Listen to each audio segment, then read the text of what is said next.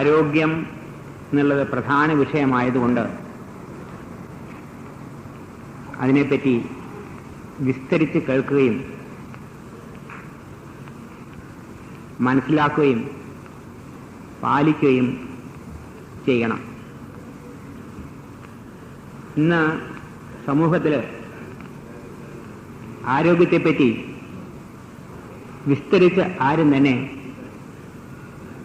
പറയുന്നില്ല. അത്രയ്ക്കും ശ്രദ്ധയില്ലാത്ത ഒരു ജനതയായി നമ്മളെല്ലാം മാറിയിരിക്കുന്നു. എന്തെങ്കിലും അസുഖം വന്നാൽ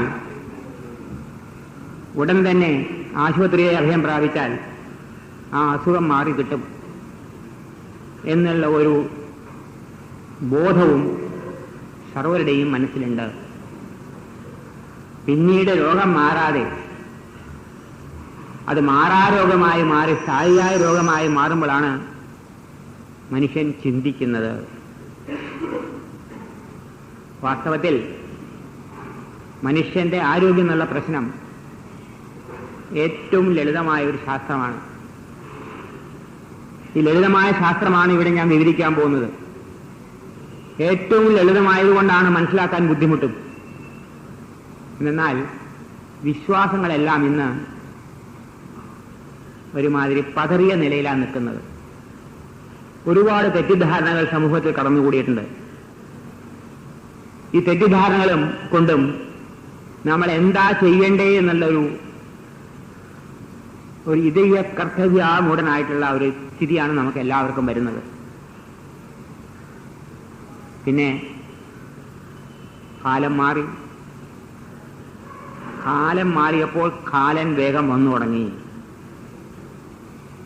ഇപ്പൊ കാലന്റെ വരവ് നേരത്തെയാ, നമ്മളാരും അറിയുന്നില്ല. കഴിഞ്ഞ 10-12 കൊല്ലത്തിനിടയ്ക്ക് ഹൃദ്രോഗം കേരളത്തിലെ ഇരട്ടിയായി. മാത്രമല്ല കേരളത്തിന്റെ സ്ഥിതി അമേരിക്കയിലെ ഐക്യനാടുകളിൽ കഴിഞ്ഞാൽ 2ാമത്തെ നിലവാരമാണ് കേരളത്തിനെന്ന് ഹൃദ്രോഗത്തിന്. പോരെ, പുരോഗതിക്ക് ഇനി വല്ലതും വേണോ? പേപ്പറിൽ വന്ന് ന്യൂസാ പറഞ്ഞു, ഞാൻ കണക്കെടുത്തല്ല, എനിക്ക് കണക്കെടുക്കാൻ അറിയില്ല. ഹൃദ്രോഗത്തിന് കേരളത്തിലാണ് 2ാം സ്ഥാനം ലോകത്തിൽ. പോരെ. അതേമാതിരി കഴിഞ്ഞ ഒരു 4-5 വർഷം മുമ്പോ മാനിലയിൽ ഒരു ക്യാമ്പ് നടന്നപ്പോൾ, ലോക ആരോഗ്യ വകുപ്പിന്റെ പലതും കൂടി ക്യാമ്പ് നടന്നപ്പോൾ അത് പ്രസ്താവന ഇറക്കുകയുണ്ടായി. ഞങ്ങളുടെ സർവേ പ്രമാണിച്ച് ഏറ്റവും കൂടുതൽ എയ്ഡ്സ് രോഗം വരാൻ പോകുന്നത് കേരളത്തിലാണെന്ന്. അപ്പൊ നാം ഇന്ന് പുരോഗമനത്തിന്റെ വക്കം കഴിഞ്ഞ് മുമ്പോട്ട് ഇങ്ങനെ കുതിച്ചു പായുകയാണ്. ഈ പോക്ക് ശരിയാണോ എനിക്കറിയില്ല.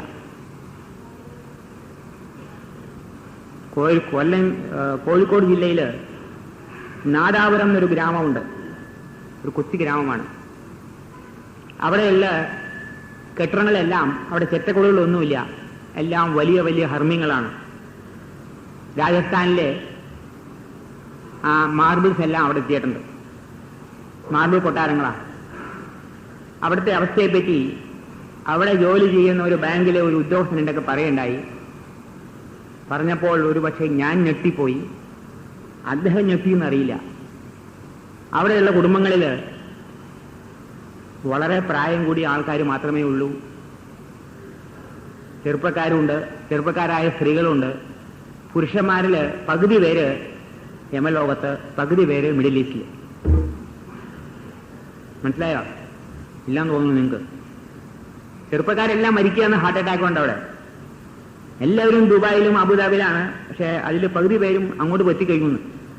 വിധവകളുടെ എണ്ണം വളരെ കൂടിയിരിക്കുന്നു ആ നാദാപുരത്ത്. സമൂഹത്തിനെ പറ്റി ചിന്തിക്കുന്ന ഏതെങ്കിലും സമൂഹ സ്നേഹികളുണ്ടെങ്കിൽ അവരിത് മനസ്സിലാക്കി പ്രവർത്തിക്കേണ്ടതാണ്. ഈ പോക്ക് ശരിയല്ല. ഞാൻ ഒരു ഭീകരാവസ്ഥ സൃഷ്ടിക്കുകയല്ല, ഭീകരാവസ്ഥ ഇവിടെ ഉണ്ടെന്ന് നമുക്ക് അറിയണില്ല, അത്രേ ഉള്ളൂ. രാക്ഷസന്മാര് ഭരിക്കുന്ന നാടില് നമുക്ക് രാക്ഷസന്മാരെ മാത്രമേ അറിയുള്ളൂ, മറ്റുള്ളവരെ അറിയില്ലല്ലോ. രാക്ഷസന്മാര് രാജ്യം ഭരിക്കുകയാണെങ്കിൽ രാക്ഷസന്മാരെ പറ്റി നമ്മൾ കേട്ടിട്ടുള്ളൂ, വേറെ ഒന്നും കേട്ടിട്ടില്ല, അതിനപ്പുറം ഒന്നുമില്ല എന്നുള്ളതാണ്. ഇന്ന് നമ്മളെ പറഞ്ഞ് ബോധിപ്പിച്ചിരിക്കുന്നത് രോഗം വന്നാൽ ഈ രോഗം മാറാൻ യാതൊരു വ്യവസ്ഥയുമില്ല, ഈ രോഗിയായിട്ട് തന്നെ ഇരുന്നോളും. ഇങ്ങനെ ഒരു ചതിയിൽ ഒരു കുടുക്കിൽപ്പെട്ടിരിക്കുകയാണ് നമ്മളെല്ലാവരും. വാസ്തവത്തിൽ രോഗത്തിൽ നിന്നും പൂർണ്ണമുക്തി നേടാം. അതിനുള്ള ഒരു പന്ഥാവുണ്ട്, ഒരു നല്ല വഴിയുണ്ട്, നേർവഴിയുണ്ട്. ഈ നേർവഴിയാണ് പ്രകൃതി ജീവനശാസ്ത്രം. പ്രകൃതി ചികിത്സ എന്നാണ് ഇന്ന് അറിയുന്നത്. ചികിത്സയല്ല, വാസ്തവത്തിൽ ആ ജീവിത രീതി മാറിക്കഴിഞ്ഞാൽ സർവ്വ രോഗങ്ങളും മാറുന്നതായിട്ട് ഞങ്ങളുടെ അനുഭവമാണ്. രോഗത്തിന്റെ പേര് ഞങ്ങൾക്ക് ആവശ്യമില്ല, രോഗത്തിന്റെ പേര് നാമകരണവും വേണ്ട. രോഗം എന്തായാലും കരകയറാനുള്ള മാർഗം ഒരേ ഒരു മാർഗമാണ്. എന്റെ ഗുരുനാഥൻ പറയുന്ന മാതിരി, health is the way, there is no other way. ആരോഗ്യം തന്നെയാണ് ഒരു വഴി, വേറെ വഴിയില്ലാന്ന്. Health is the way, there is no other way. വ്യക്തമായിട്ട് അദ്ദേഹം പറയുന്നുണ്ട്. 10-30 കൊല്ലം മുമ്പ് ഞാൻ പഠിച്ച അന്ന് കേട്ടതാണ്, ഇന്നും അത് മറന്നിട്ടില്ല. അപ്പൊ ആരോഗ്യം എന്നുള്ളതായിട്ടുള്ള ആ ഏറ്റവും പ്രധാനപ്പെട്ടതായിട്ടുള്ള ആ രത്നം നാം കൈവശം വയ്ക്കാൻ ശ്രമിച്ചാൽ രോഗം എവിടെ? സൂര്യൻ ഉദിച്ചു കഴിഞ്ഞാൽ ഇരുട്ട് എവിടെ? ഇത്രേ പറയുന്നുള്ളൂ. സൂര്യൻ ഉദിച്ചു കഴിഞ്ഞാൽ പിന്നെ ഇരുട്ടില്ല. ആരോഗ്യം വന്നു കഴിഞ്ഞാൽ ഒരു രോഗവുമില്ല, എയ്ഡ്സ് രോഗവുമില്ല. പേപ്പറിൽ വായിച്ചു, ഹെപ്പറ്റൈറ്റിസ് ജി എന്നൊരു പുതിയ വൈറസ് ഇന്ത്യയിലേക്ക് ഇറക്കുമതി ചെയ്യുന്നു. എന്താന്നില്ല, എത്ര പേടിക്കാൻ നോക്കും മനുഷ്യരെ. ഇത് വന്നാൽ മരിച്ചോളൂ എന്ന് പറഞ്ഞു. ഇത് പുതിയ ശാസ്ത്രം നമ്മളെ പഠിപ്പിക്കുക എന്താണ്? എയ്ഡ്സ് വന്നാൽ മരിച്ചോളൂ, ഹെപ്പറ്റൈറ്റിസ് ബി വന്നാൽ മാറില്ല, ഹെപ്പറ്റൈറ്റിസ് ജി വന്നാൽ മരണം നിശ്ചയം, ഡെങ്കു ഫീവർ വന്നാൽ മരണം കാത്തിരുന്നോളൂ. ഇതെന്താ ഇത്? ഇതാണോ ശാസ്ത്രം? ഇതാണോ മനുഷ്യനെ പഠിപ്പിക്കേണ്ടത്? ഇതാണ് ശാസ്ത്രമെങ്കിൽ ശാസ്ത്രം എന്നുള്ളതിന് നിർവചനം തന്നെ മാറ്റണം. എന്നാൽ രോഗം വന്നാൽ മരിച്ചോളൂ എന്ന് പറയുന്നത് ശാസ്ത്രമല്ല, രോഗത്തിൽ നിന്ന് മുക്തി നേടാനാണ് ശാസ്ത്രം, അല്ലേ? നമുക്ക് രോഗം മാറണം, നമുക്ക് മരിക്കാൻ ആഗ്രഹമില്ല ആർക്കും. മരണമുണ്ട്, ശരിയാണ്, പക്ഷെ മരിക്കാൻ ആഗ്രഹമില്ല പെട്ടെന്ന്. ഇന്നലെ എൻ്റെ ഒരു സുഹൃത്ത് പറഞ്ഞ മാതിരി കോളേജിലെ ഒരു അധ്യാപികയോട് പറഞ്ഞു, മെഡിക്കൽ കോളേജിലെ ഒരു ഡോക്ടർ 3 തവണ പറഞ്ഞു എന്നാ പറഞ്ഞേ, ദിവസങ്ങൾ എണ്ണിക്കോളൂന്ന്. ദിവസങ്ങളേ ഉള്ളൂ നിങ്ങൾക്കെന്ന് പറഞ്ഞു. ആ സ്ത്രീ ഇന്ന് 5-6 കൊല്ലമായിട്ട് ജീവിക്കണ്ട്. അപ്പൊ അവിടെയും തെറ്റുണ്ടെന്ന് തീർച്ചയാണ്. അവര് വ്യക്തമായിട്ട് പറയുന്നില്ല.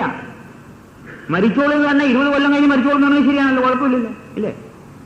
ഇപ്പോ എയ്ഡ്സിന്റെ വൈറസ് നമ്മുടെ ശരീരത്തിൽ കയറി കഴിഞ്ഞാൽ 20 കൊല്ലം വരെ അവിടെ കിടക്കും. അത് 20 കൊല്ലം കഴിഞ്ഞ് നിങ്ങൾ അറ്റാക്ക് ചെയ്തു. നിങ്ങൾ എന്തിനാ ഇപ്പോഴേ പറയുകയാണ്, അയ്യോ എയ്ഡ്സ് വൈറസ് ഉണ്ടോ, വിഷമിക്കണോ? 20 കൊല്ലം കഴിഞ്ഞേ മരിക്കുള്ളൂ. വയസ്സ് 60ആയി, 80 വയസ്സിലേ എയ്ഡ്സ് പിടിക്കുള്ളൂ, അപ്പോഴേ മരിക്കുള്ളൂ. പോരെ 80 വയസ്സിൽ ചികിത്സ പോരെ, ഇപ്പോഴേ ഭയപ്പെടണോ? അതായത് ഈ രംഗത്ത് ഒരുപാട് അപാകതകളുണ്ട്. നമ്മളിത് മനസ്സിലാക്കി നമ്മുടെ ബുദ്ധി ഉപയോഗിച്ചിട്ട് നമ്മൾ മുമ്പോട്ട് പോകണം.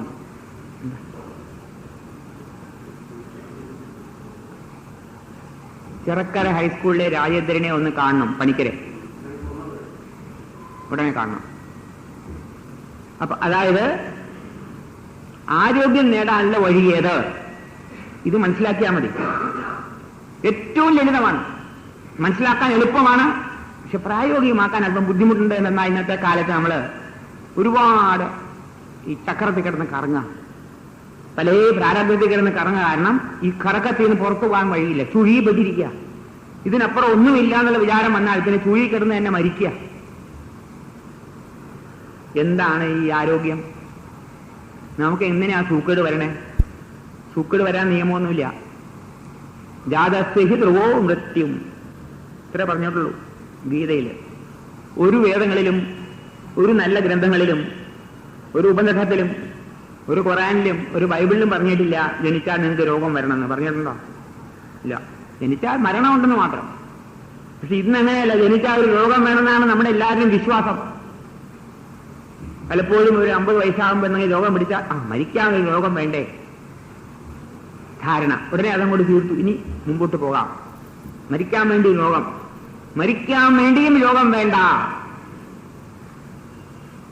മരണം എന്നുള്ളതും രോഗിയായിട്ടല്ല മരിക്കേണ്ടത്. നമുക്ക് മനസ്സിലാവില്ല പറഞ്ഞാൽ ഇന്ന് എല്ലാ മരണവും രോഗിയായിട്ടാണ് മരിക്കുന്നത്. അതുകൊണ്ട് നമ്മുടെ വിചാരം രോഗം വേണമെന്ന് മരിക്കാനായിട്ട്. ഈ ഒരു ധാരണ നമ്മുടെ തലയിൽ കടന്നുകൂടിയിട്ടുണ്ട്. ഇതങ്ങ് മാറ്റിയേ പറ്റൂ. ഈ ശരീരത്തിന് രോഗം വരാനുള്ള കാരണം എന്ത്? ഏതെങ്കിലും ഒരു യന്ത്രം എടുത്താലും അത് കേടുവരാനുള്ള കാരണം എന്താ? അതിലേതെങ്കിലും അവയവം കേടുവരും, അപ്പം അത് കേടുവരും. മാത്രമല്ല അതിൻ്റെ സ്ട്രക്ചർ മുഴുവൻ മനസ്സിലാക്കണം. അതെങ്ങനെ ഉണ്ടാക്കിയ ആ യന്ത്രം. ഒരു കാറാണെങ്കിൽ അതിൻ്റെ ടയറുണ്ട്, അതിൻ്റെ എഞ്ചിനുണ്ട്, അതിൻ്റെ കാർബറേറ്റർ ഉണ്ട്, അതിൻ്റെ ഹോൺ ഉണ്ട്, അതിൻ്റെ സ്റ്റിയറിംഗ് വീലുണ്ട്, അതിന് സ്പ്രിങ്സ് ഉണ്ട്, പിന്നെ പലതും ഉണ്ട്. ഏതെങ്കിലും ഒന്ന് കേട് വന്നാൽ ആ കാർ കേട് വന്നു. അതേമാതിരി നമ്മുടെ ശരീരത്തിനും രോഗം വരാനുള്ള കാരണം എന്താണെന്ന് മനസ്സിലാക്കി കഴിഞ്ഞാൽ, മനസ്സിലാക്കുന്നതിന് മുമ്പോ ഈ ശരീരം നിർമ്മിച്ചത് എങ്ങനെയാണെന്ന് മനസ്സിലാക്കണ്ടേ? കാർ ഉണ്ടാക്കിയത് ആര്? അംബാസഡർ കാറാണ്, അല്ലെങ്കിൽ പ്രീമിയർ പത്മിനി ആവാം, ടയർസ് ആവാം, അല്ലെങ്കിൽ മാരുതി ആവാം.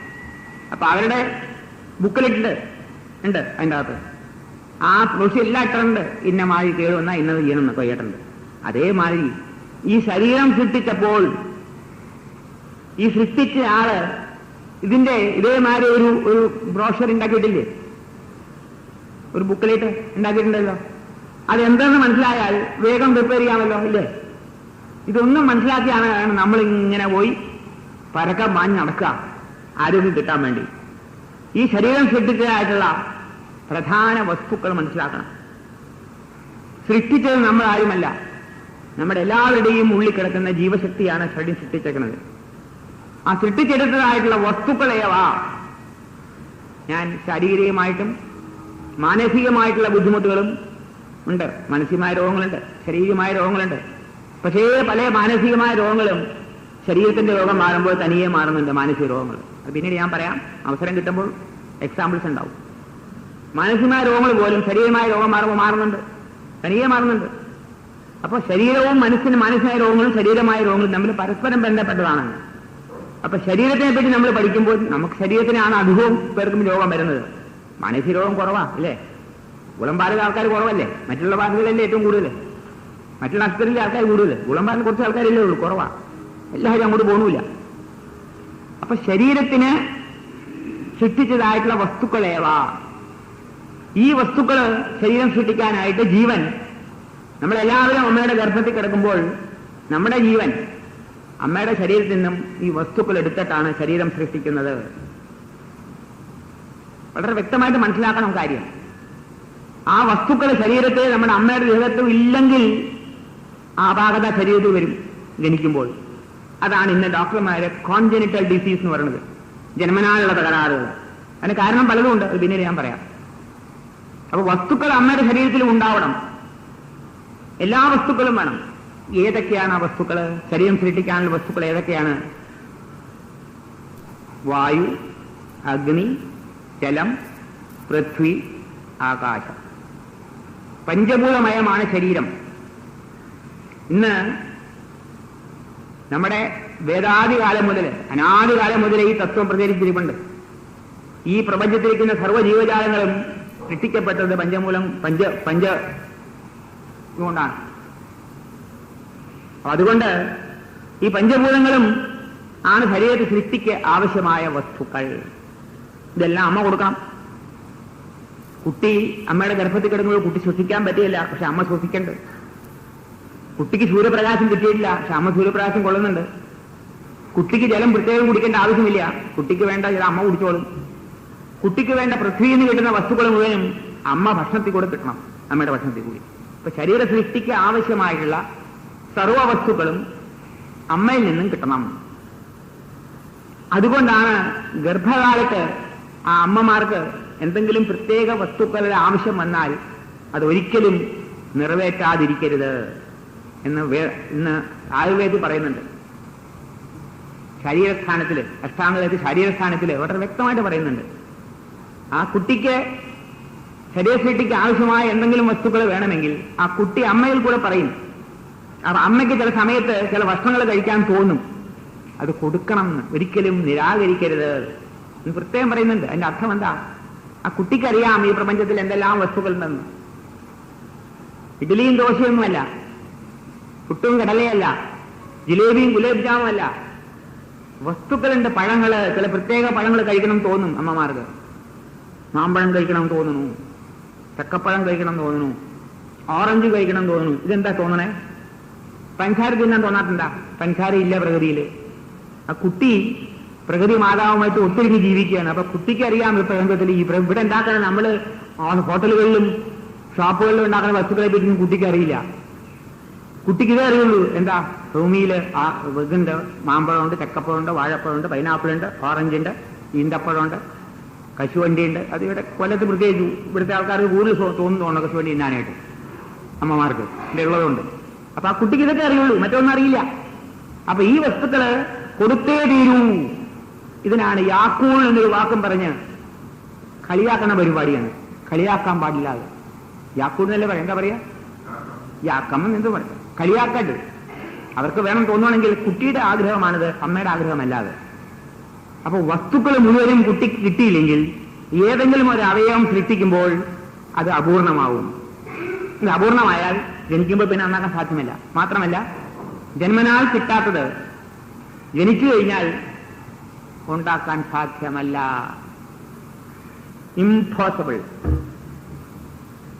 ഇംപോസിബിൾ ആണ്.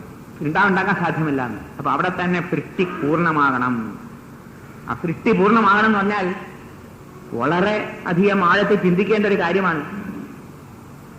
നമ്മുടെ ശരീരത്തിന് പ്രത്യേകമായിട്ട് ആവശ്യമുള്ള കണ്ണുകൾ, ചെവി, മൂക്ക്, നാക്ക്, പല്ലുകളുടെ ബീജാഭാവം. 6 മാസം വരുമ്പോൾ 20 പല്ലുണ്ടാക്കാനുള്ളതായിട്ടുള്ള അതിന്റെ ഓരോ ബീജങ്ങൾ ഇട്ടു കഴിഞ്ഞു. പിന്നീട് 32 പല്ലിനായിട്ട് അടിയിട്ട് കഴിഞ്ഞു. ആ കുട്ടിയുടെ അടിയിൽ അതിനുള്ള ബീജങ്ങൾ ഇട്ടു കഴിഞ്ഞു. എല്ലാം ഇതൊക്കെ നടക്കണം അവിടെ. അതിന് 32 പല്ലും വരില്ല. 20 പല്ലിനേ ഉള്ളെങ്കിൽ 20 പല്ലോട് അവസാനിച്ചു. ഇങ്ങനെ ശരീരത്തിന്റെ സൃഷ്ടിക്ക് ആവശ്യമായ സർവ്വവസ്തുക്കളും അമ്മയുടെ ഗർഭത്തിൽ തന്നെ കിട്ടണം. അത് പൃഥ്വിയിൽ നിന്ന് കേട്ട വസ്തുക്കൾ. അപ്പൊ ഇത് സൃഷ്ടിയെ പറ്റിയുള്ള ചെറിയ വിവരണമാണ്. പിന്നീട് ഞാൻ അതിനെപ്പറ്റി വിസ്തരിച്ച് പറയാം പല അവസരം വരുമ്പോൾ. അപ്പൊ ശരീരത്തിന് ആവശ്യമായ വസ്തുക്കൾ മുഴുവനും ഈ വായു, ആകാശം, വായു, അഗ്നി, ജലം, പൃഥ്വി, ഈ പഞ്ചഭൂതമയമാണ് ശരീരം മുഴുവനും.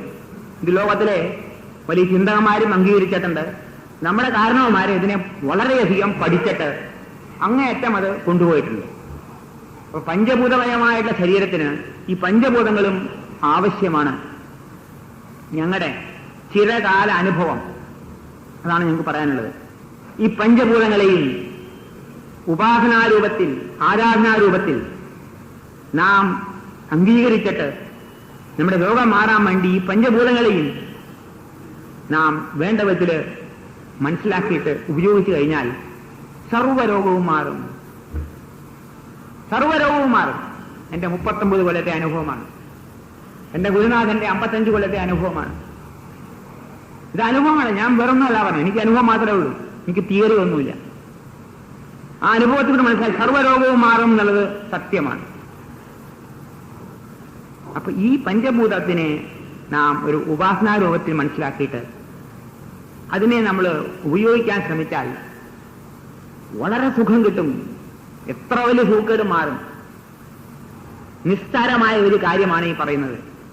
പക്ഷെ ഇത് തലയിൽ കൊള്ളാത്തതിന്റെ കാരണം എന്താണെന്ന് വെച്ചാൽ നമ്മുടെ തല മുഴുവൻ ഇന്ന് ബ്രെയിൻ വാഷ്ഡാകും. മറ്റൊരു പ്രസാദം നടത്തിയിരിക്കുകയാണ്. സർവത്തിനും പരിഹാരം അലോപ്പതി ശാസ്ത്രത്തിലുണ്ട്. അതിലും പഴയതായിട്ടുള്ള ആയുർവേദത്തിലുണ്ട്, ഹോമിയോയിലുണ്ട്, യുനാനിയിലുണ്ട്, ഒരുപാട് ശാസ്ത്രങ്ങളുണ്ട്. ഇവരെല്ലാവരും കൂടി മുമ്പിൽ നിൽക്കുമ്പോൾ എന്തിനാണ് ഈ പ്രകൃതി ചികിത്സ, എന്തിനാണ് ഈ പ്രകൃതി ജീവനശാസ്ത്രം എന്നൊരു ചിന്താഗതി മനസ്സിൽ വരും. പക്ഷെ അവിടെ ഞാൻ ഇന്നലെ പറഞ്ഞ മാതിരി രോഗം പൂർണ്ണമായിട്ടും മാറുന്നില്ല. നിങ്ങൾ രോഗിയായിരിക്കാൻ പഠിപ്പിക്കുന്നതോടെ പൂർണ്ണമോചനം അവിടെ ഇല്ല.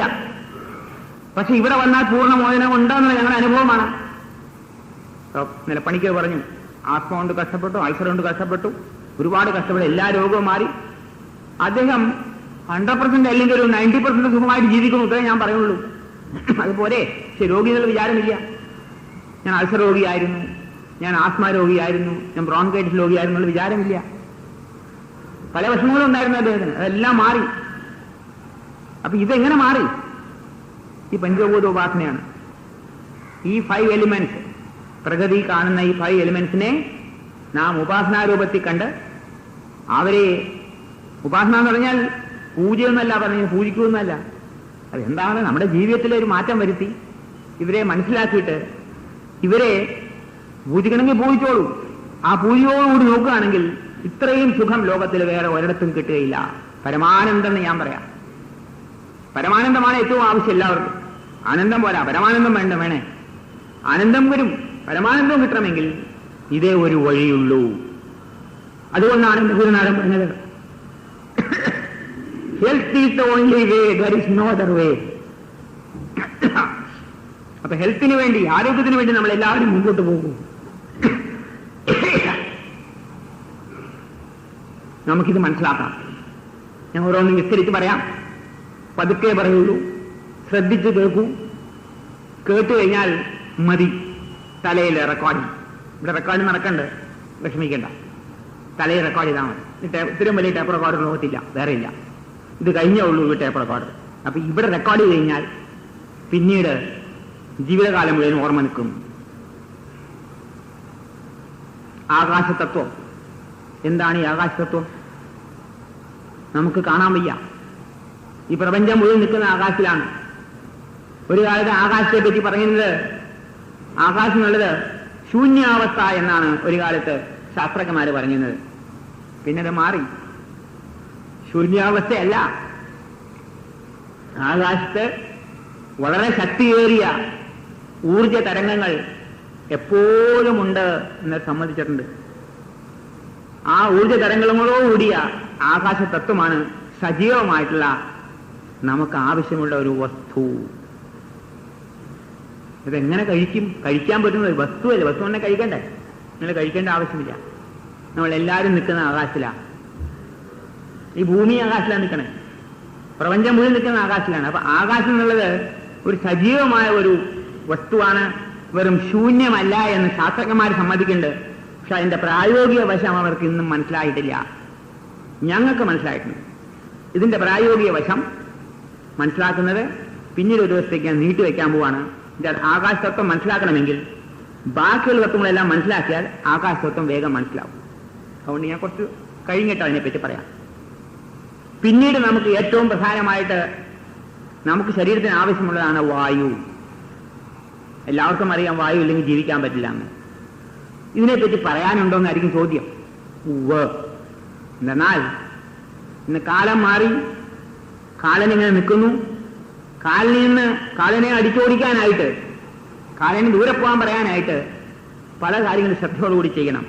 ഇന്ന് നമ്മളെ എല്ലാവരെയും കൊന്നു മൂടാൻ വേണ്ടിയാണ് ഇന്ന് വായു മലിനീകരണം നടക്കുന്നുണ്ട്. വായു മലിനീകരണം. ശുദ്ധവായു ഇന്നില്ല ഭൂമിയിൽ. പട്ടണങ്ങളിലില്ല, നിശ്ചയം. പട്ടണങ്ങളില്ല.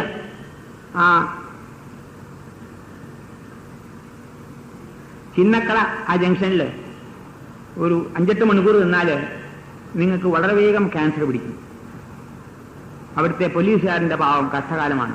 അത്ര വായു മലിനീകരണം അവിടെ ഉള്ളത്. അത് മാത്രം ഞാൻ ഒന്ന് പറഞ്ഞോളൂ, ഇന്നക്കടയാണ് ഞാൻ കണ്ടേക്കണേ. അപ്പൊ ചിന്നക്കട മാതിരിയുള്ള കടകളും ചിന്ന ജംഗ്ഷൻസും കേരളം മുഴുവൻ വ്യാപിച്ചിരിക്കുകയാണ്. കാരണം മാത്രമല്ല ഭൂമിയിൽ മുഴുവനും. പറയുന്നത് ജപ്പാനിലെ ട്രാഫിക് പോലീസിന് മാസ്ക് കൊടുത്തു കഴിഞ്ഞു, ഓക്സിജൻ മാസ്ക്. അവരവിടെ നിന്ന് ഒരു 4 മണിക്കൂർ ജോലി ചെയ്താൽ അവർക്ക് രോഗം പിടിക്കുന്നു പറഞ്ഞുകൊണ്ട്. ഇതിന്റെ carbon dioxide, carbon monoxide സർവ്വവും ഉണ്ട് അവിടെ. അതുകൊണ്ട് അവർക്ക് ഓക്സിജൻ മാസ്ക് കൊടുത്തു കഴിഞ്ഞു അവർക്ക്. ഇതാണ് അവിടുത്തെ അവസ്ഥ. അപ്പൊ ജപ്പാനിലെ അവസ്ഥ ഇതാണെങ്കിൽ നമ്മളും അങ്ങോട്ട് തന്നെയാണ് കുതിക്കുന്നത്. ഇവിടെയും നമ്മുടെ പോലീസുകാർക്ക് ഓക്സിജൻ മാസ്ക് കൊടുക്കില്ല, അല്ലെങ്കിൽ പോലും കിട്ടൂല കുറെ കഴിഞ്ഞാൽ. അപ്പൊ ഈ മലിനമായ വായുവാണ് നമ്മൾ ശ്വസിക്കുന്നത്. ഈ ശ്വാസം ശ്വസിച്ചു കഴിഞ്ഞാൽ രോഗത്തിന് വേറെ ഒന്നും ആവശ്യമില്ല. കണ്ടമാനം പുരോഗതി വേണ്ടെന്ന് ഞാൻ പറയുന്നില്ല. ഈ പുരോഗതി വളരെ അധികമായാൽ, മലിനമായ വായുവെ കിട്ടുള്ളൂ എന്ന് വന്നു കഴിഞ്ഞാൽ പിന്നെ രോഗാവസ്ഥയ്ക്ക് വേറെ വല്ലതും വേണോ? ശുദ്ധവായുവാണ് ശരീരത്തിന് ആവശ്യം. ആ ശുദ്ധവായുവിൽ ഓക്സിജൻ ഉണ്ട്, മറ്റു വസ്തുക്കളുണ്ട്. പക്ഷെ ശ്വസിക്കുന്നതോടുകൂടി, അതിൻ്റെ കൂടെ പ്രാണവായു എടുക്കുന്നതോടുകൂടി വിഷമയമായ വായു ചെന്നു കഴിഞ്ഞാൽ ശരീരം ഇതിന് വേണ്ടത് കിട്ടുകയില്ല. ഓക്സിജൻ കിട്ടും, അതിൻ്റെ കൂടെ വേണ്ടാത്തതും കിട്ടും. വേണ്ടതും കിട്ടും, വേണ്ടാത്തതും കിട്ടും. ആ വേണ്ടാത്തത് ദോഷം ചെയ്യും, വേണ്ടത് ഗുണവും ചെയ്യും. പക്ഷെ വേണ്ടാത്തത് കഴിക്കേണ്ടത് കഴിച്ചാൽ ഉള്ള ഗതികേട് വന്നത് ഇന്നത്തെ കാലഘട്ടത്തിലാണ്. അപ്പൊ നാം ശ്രദ്ധിക്കണം. ശുദ്ധവായു ശ്രദ്ധിക്കാനായിട്ട് ശ്രമിക്കുക. ധാരാളം ചുറ്റും മരങ്ങളുള്ളതായിട്ടുള്ള വീടുകളിൽ താമസിച്ചാൽ ശുദ്ധവായു കിട്ടും. മരങ്ങളെല്ലാം വെട്ടിക്കളിയാണല്ലോ. ഏത് മരമായാലും ശരി, പാഴമരം എന്നൊന്നും ഇല്ല ലോകത്ത്. എല്ലാ മരവും നല്ലതാ. നമ്മൾ പാഴമരം, മറ്റേ മരുന്നുണ്ട്, ഉത്തമ വസ്തുണ്ട്, ഉണ്ട്. സകല മരങ്ങളും നിങ്ങൾക്ക് ശുദ്ധവായു ഉണ്ടാക്കിത്തരണം. അതുകൊണ്ട് മരങ്ങൾ ധാരാളമുള്ളതായിട്ടുള്ള പുരയിടങ്ങളിലേ താമസിക്കാൻ പാടുള്ളൂ. ചോദിക്കും പട്ടണങ്ങളിൽ എന്ത് സാധ്യമാണോ? സാധ്യമല്ല, ശരിയാണ്. അതിനാണ് പാർക്കുകൾ വെച്ചേക്കണേ. പാർക്കിൽ പോയി കുറച്ച് നേരം നിന്നാൽ മതി. അരമണിക്കൂറെങ്കിലും വൈകുന്നേരം സമയം കിട്ടുമ്പോൾ പാർക്കിൽ പോയിരിക്കൂ, ശുദ്ധമായി ശ്വസിക്കൂ. വേറെ നിവൃത്തിയില്ല. പട്ടണങ്ങളിൽ താമസിക്കുന്നവർക്ക് അങ്ങനെയുള്ള ബുദ്ധിമുട്ടുകളുണ്ട്, ശരിയാണ്, സാധ്യമല്ല. ഞാൻ പ്രായോഗികമായ വശവും പറയാണ്. പാർക്കുകളിൽ പോയിരിക്കൂ, മരങ്ങളുടെ ഇടയിൽ ജീവിക്കൂ. മരങ്ങളിൽ നമ്മളുമായിട്ട് അഭേദ്യമായ ബന്ധമുണ്ട്. ചെടികളില്ലെങ്കിൽ, വൃക്ഷലതാദികളില്ലെങ്കിൽ നമ്മളില്ല ഭൂമിയിൽ. പരസ്പരം പൂരകമാണ്, ശത്രുക്കളല്ല. മരം മുഴുവൻ വെട്ടിക്കളഞ്ഞാൽ ഭൂമിയിൽ ജീവിക്കാൻ സാധ്യമല്ല. നമുക്ക് ശുദ്ധവായു വേണം, നമുക്ക് ഓക്സിജൻ വേണമെങ്കിൽ മരക്കണക്ക് മാത്രമേ ഉണ്ടാക്കാൻ സാധ്യമാവുള്ളൂ. ലബോറട്ടറിയിലും കമ്പനികളിലും ഓക്സിജൻ സിലിണ്ടർ ഉണ്ടാക്കി കഴിഞ്ഞാൽ അതുകൊണ്ടൊന്നും വലിയ വിജയമൊന്നുമില്ല. ഇത്രയും 500 കോടി ജനങ്ങൾക്ക് വേണ്ട ഓക്സിജൻ മുഴുവൻ ഉണ്ടാക്കേണ്ടത് കമ്പനികളാ. കമ്പനികളിൽ ഓക്സിജൻ സിലിണ്ടർ കൊണ്ട് ഉപയോഗിക്കാൻ പറ്റുമോ? ഇല്ല. വൃക്ഷങ്ങൾ തന്നെ ഉണ്ടാക്കണം, സർവ്വ ചെടികളും ഉണ്ടാക്കണം. ഒരു പുല്ല് പോലും അനാവശ്യമായിട്ട് പറിച്ച് കളയല്ലേ. ഞാൻ തൊഴുവഴിയോട് പറയാണ്, ഒരു പുല്ല് പോലും അനാവശ്യമായിട്ട് എടുത്ത് കളയല്ലേ എന്ന് പറഞ്ഞാൽ ആ പുല്ലും പോലും കുറച്ച് ഓക്സിജൻ ഉണ്ടാക്കുന്നുണ്ട്. അതിന്റെ കർമ്മം ചെയ്യുന്നു, അതിന്റെ ധർമ്മം ചെയ്യുന്നു. അതിനെയും പൂജിക്കണം. ഞാൻ പറയാണ്, ആ പുല്ല് ചെയ്യുന്ന കർമ്മം ഒരു പക്ഷേ എത്രയും വലിയ ധർമ്മമാണ്. അത് ഈശ്വര നിശ്ചയ പ്രകാരം ചെയ്യുന്നതാണ്. ഈ ചെടികൾ മുഴുവനും ഓക്സിജൻ ഉണ്ടാക്കുന്നത് ഈശ്വര നിശ്ചയമാണ്, നമ്മുടെ നിശ്ചയമല്ല. ചെടികൾ ഓക്സിജൻ ഉണ്ടാക്കണം, നമ്മൾ ശ്വസിക്കുന്ന കാർബൺ ഡൈ ഓക്സൈഡ് ചെടികൾ എടുക്കണം. എടുത്തിട്ട് അവർ ഓക്സിജൻ ഉണ്ടാക്കി വിടുക. ഇതാണ് ചെയ്യുന്നത്. നാം കാർബൺ ഡൈ ഓക്സൈഡ് പുറത്തേക്ക് വിടുന്നു, ഓക്സിജൻ എടുക്കുന്നു. ഈ ചെടികൾ മുഴുവനും ഈ കാർബൺ ഡൈ ഓക്സൈഡ് മുഴുവൻ എടുത്തിട്ട് ഓക്സിജൻ പുറത്തേക്ക് വിടുന്നു. ഇതൊരു പൂരകമാണ്, ഒരു സർക്കിൾ. ഇത് മുറിച്ചു കഴിഞ്ഞാൽ മനുഷ്യജാതി നശിക്കും. മനുഷ്യജാതി മാത്രമല്ല, മൃഗങ്ങളും മരിക്കും. ഒരു ജീവിതജാതിയും ഭൂമി ജീവിക്കാൻ സാധ്യമല്ല. അതുകൊണ്ടാണ് ഇന്ന് ഒരു ഉറവ് വന്നതിന്റെ ലോകത്ത് മരങ്ങൾ മുറിക്കല്ലേ മുറിക്കല്ലേ എന്ന് പറഞ്ഞുകൊണ്ട് ഇന്നേ വന്നിട്ടുള്ളൂ. ഒരുപാട് കാലമായിട്ട് മുറിച്ചുകൊണ്ടേയിരിക്കുകയാണ്. ഇപ്പം തീർന്നില്ലല്ലോ. ഇനി മുറിക്കാനുണ്ടാവുക നമ്മൾ തന്നെ മുറിഞ്ഞു വീഴും, അത്രേ ഉള്ളൂ. അപ്പോ ഓക്സിജന്റെ കാര്യം ശ്രദ്ധിക്കണം, ശുദ്ധമായി ശ്രദ്ധിക്കാൻ ശ്രമിക്കണം. വീട്ടിൽ തന്നെ സൗകര്യമുണ്ടെങ്കിൽ ഒരു ചെറിയ ചെടിയെങ്കിലും നടൂ, കുറച്ച് ഓക്സിജൻ കിട്ടട്ടെ. നിങ്ങൾ ഫ്ലാറ്റിലാണ് താമസിക്കണമെങ്കിൽ ഫ്ലാറ്റിലും വേണമെങ്കിൽ സ്ഥലമുണ്ടെങ്കിൽ ചെറിയ ചെറിയ പൂച്ചട്ടികൾ നടൂ, ചെടികൾ നടും, കുറച്ച് ഓക്സിജൻ കിട്ടും, അത് മതി ഉള്ളത്. അപ്പൊ ഓക്സിജൻ നല്ല ശുദ്ധമായി കിട്ടണമെങ്കിൽ ഓക്സിജൻ വേണം. മലിന വസ്തുക്കൾ പാടില്ല. മലിന വസ്തുക്കളെ കണക്ക് പറഞ്ഞിട്ട് കാര്യമില്ല, അത് ഇന്നുണ്ട്, മുഴുവൻ ഒഴിവാക്കാൻ സാധ്യമല്ല. അപ്പൊ ശുദ്ധമായി ശ്രദ്ധിക്കാനായിട്ട് നാം ശ്രദ്ധിച്ചു കഴിഞ്ഞാൽ നമുക്ക് ഏറ്റവും പ്രധാനമായിട്ടുള്ള രണ്ടാമത്തെ വായുവിന്റെ ഉപാസനയായി, ഈ വായു എന്നുള്ളതിന് തൈത്തിരീയ ബന്ധത്തില് വായുവിനെ പറ്റി വളരെ വ്യക്തമായിട്ട് പറയുന്നുണ്ട്. നമേ ബ്രഹ്മണേ നമസ്തേ വായോ ത്വമേവ പ്രത്യക്ഷം ബ്രഹ്മാസി ത്വാമേവ പ്രത്യക്ഷം ബ്രഹ്മ വദിഷ്യാമി. അർത്ഥം എന്താ അറിയാമോ? നീയാണ് പ്രത്യക്ഷ ബ്രഹ്മം. പ്രത്യക്ഷമായിട്ട് ഈശ്വരൻ തന്നെയാണ് നീ. വായുവില്ലെങ്കിൽ നമുക്ക് ജീവിക്കാൻ പറ്റുമോ? അതുകൊണ്ടാണ് വായുവിനെ ഉപാസിക്കുന്നു പറഞ്ഞത്.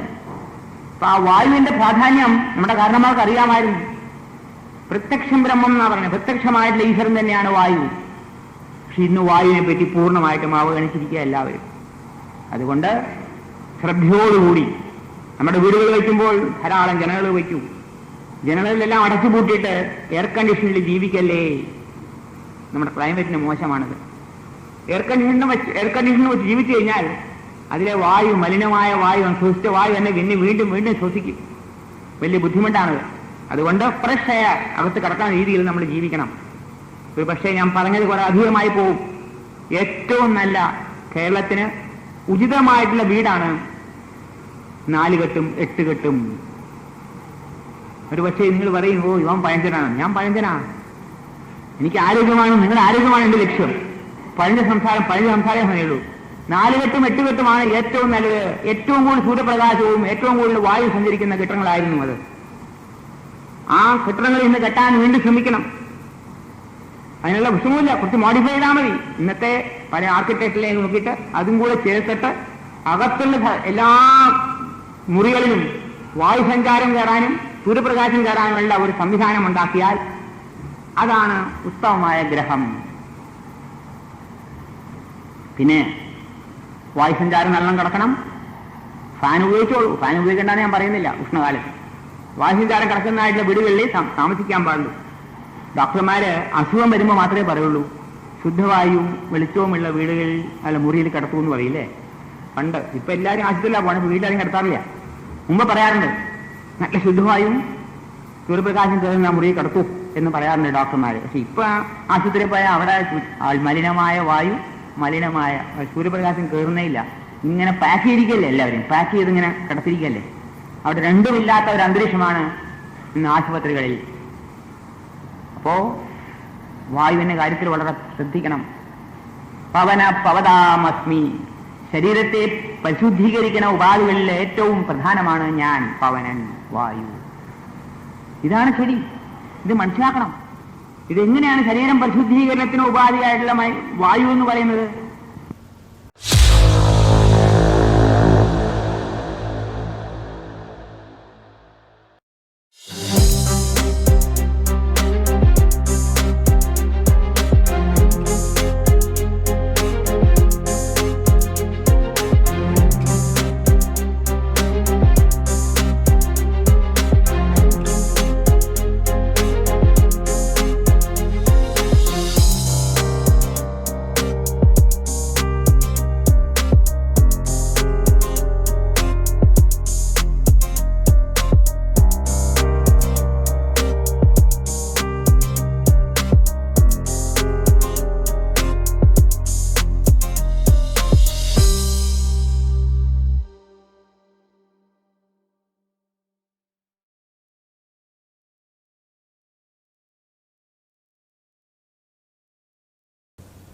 ജലം കൊണ്ട് ശരീരം പുറമേ ശുദ്ധീകരിക്കും, പക്ഷെ അകത്തെ ശുദ്ധീകരണത്തിന് ഏറ്റവും പ്രധാനമായിട്ടുള്ളതാണ് വായു. പവന പവതാമസ്മി. അത് നിന്നുപോയാൽ നമ്മൾ നിൽക്കും. അപ്പൊ അതും പ്രവൃത്തി നടന്നുകൊണ്ടേയിരിക്കണം. അപ്പൊ ഈ ശ്വാസകോശത്തിന്റെ പ്രവൃത്തി കൂടുതൽ കാര്യക്ഷമമാക്കുകയാണെങ്കിൽ നമുക്ക് ആരോഗ്യം കൂടുതലുണ്ടാവും. ഞാൻ വിസ്തരിച്ച് പറയാം. ഈ ശ്വാസകോശം ഇന്ന് മനുഷ്യന്റെ ഈ ഈ മടിയോടുകൂടിയ ജീവിതം കാരണം അവന്റെ ശ്വാസകോശം ശരിക്കും പ്രവർത്തിക്കുന്നില്ല. പ്രവർത്തിക്കുന്നുണ്ട്, നമ്മൾ ജീവിക്കണ്ടല്ലോ. പക്ഷെ അതിന്റെ കാര്യക്ഷമത മാത്രം നോക്കാറില്ല. എത്ര കണ്ട് അതിന് ഉപയോഗിക്കപ്പെടുന്നു. ഒരു പഠനം നടത്തിയപ്പോൾ കുറെ ഡോക്ടർമാര് പറഞ്ഞത് മനുഷ്യരാശി ഇന്ന് അവന്റെ ശ്വാസകോശത്തിന്റെ 1/3 ഉപയോഗിക്കുള്ളൂ. 2 ശ്വാസകോശമുണ്ട്, 1/3 ഉപയോഗിക്കുള്ളൂ. 1/3 ചുമ്മാ ഉറങ്ങിക്കിടക്കുക. ആ ഉറങ്ങിക്കിടക്കുന്ന ഒരു ശ്വാസകോശത്തെ ഒന്ന് വികസിപ്പിച്ചെടുത്തു കഴിഞ്ഞാൽ കൂടുതൽ കാര്യക്ഷമമാവുകയില്ലേ? നമുക്കെല്ലാവർക്കും ഒരു വയറ് തന്നിട്ടുണ്ട്. ഈ വയറിനെ നമ്മൾ കണ്ടമാനം ഉപയോഗിക്കുന്നുണ്ട്. അവിടെ കണക്കില്ലാവോ? ആഹാരത്തിന് വയറിന്റെ ദഹനം നോക്കിയിട്ടല്ല ഉപയോഗിക്കുന്നത്, അതിങ്ങനെ ഇട്ടുകൊണ്ടേയിരിക്കുന്നുണ്ട്. അപ്പൊ വയറിനെ നമ്മൾ നല്ലവണ്ണം ഉപയോഗിക്കുന്നു. വയറിന്റെ ഉപയോഗത്തെ പറ്റി നമ്മൾ ചിന്തിക്കാറേ ഇല്ല. അസുഖം വരുമ്പോഴേ ചിന്തിക്കാറുള്ളൂ. ശ്വാസകോശത്തെ പറ്റി എന്തിനു മറക്കണു? ഈ ശ്വാസകോശത്തെ പറ്റി മറക്കുമ്പോഴാണ് സകല രോഗങ്ങളും വരുന്നത്. ശരീരം മുഴുവനും എപ്പോഴും പരിശുദ്ധീകരിക്കുന്നതായിട്ടുള്ള അവയവമാണ് ശ്വാസകോശം.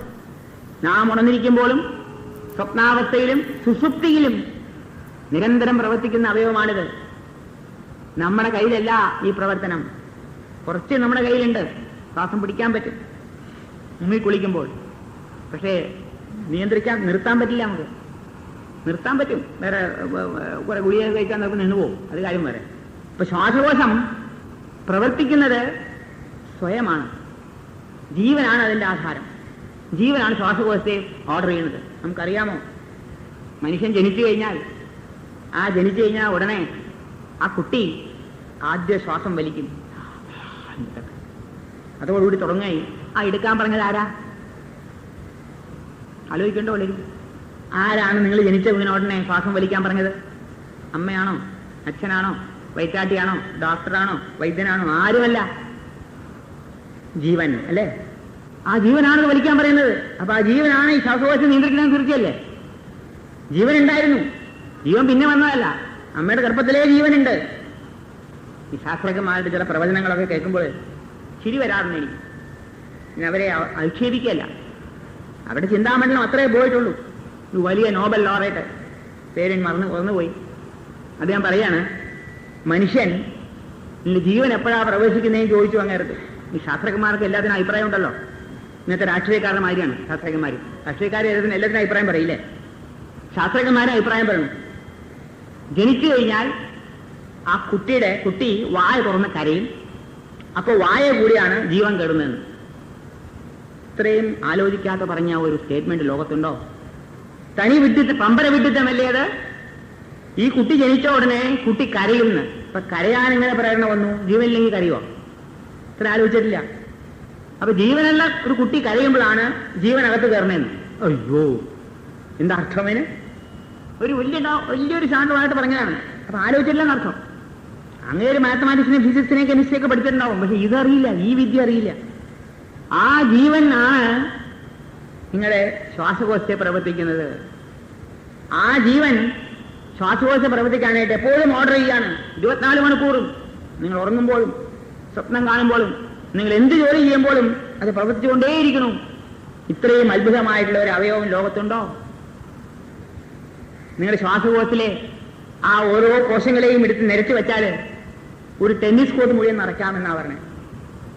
അത്ര വലുതാണത് ഓരോ കോശം എടുത്താലും. പക്ഷേ നിങ്ങൾ 1/3 ഉപയോഗിക്കുന്നുള്ളൂ. എന്തുകൊണ്ട്? മടി മടി മടി. മലയാളി കൂടുതൽ മടിയനാണ്, മനുഷ്യനോ മടിയനാണ്. കൂടുതൽ ഇലക്ട്രിസിറ്റിയും സംവിധാനങ്ങൾ വന്നപ്പോ, പലതിനും ചെയ്യാൻ, ജോലി ചെയ്യാനൊക്കെ ഇലക്ട്രിസിറ്റി വന്നപ്പോ മടി കൂടുകയും ചെയ്തു. സാധാരണ ഭയങ്കര മടിയനാ മലയാളി. ഞാൻ എപ്പോഴും പറയാറുണ്ട്, തമാശയായിട്ട് പറയാറുണ്ട്. ഈ ബീഡിയും വലിച്ച് ഇങ്ങനെ ഇരിക്കുവൻ, അവർ ഒരു ജോലിയും ചെയ്യില്ല. ഇതാണ് ഏറ്റവും വലിയ ഇത്. ബീഡി വലിച്ച് നടക്കുക, ഇതിനപ്പുറം അവൻ ജോലി ചെയ്യണില്ല. ഒരിക്കൽ ചെന്മയാനന്ദ സ്വാമിജി മലയാളിയുടെ മടിയെ പറ്റി വിവരിച്ച് പറയണ്ടായി.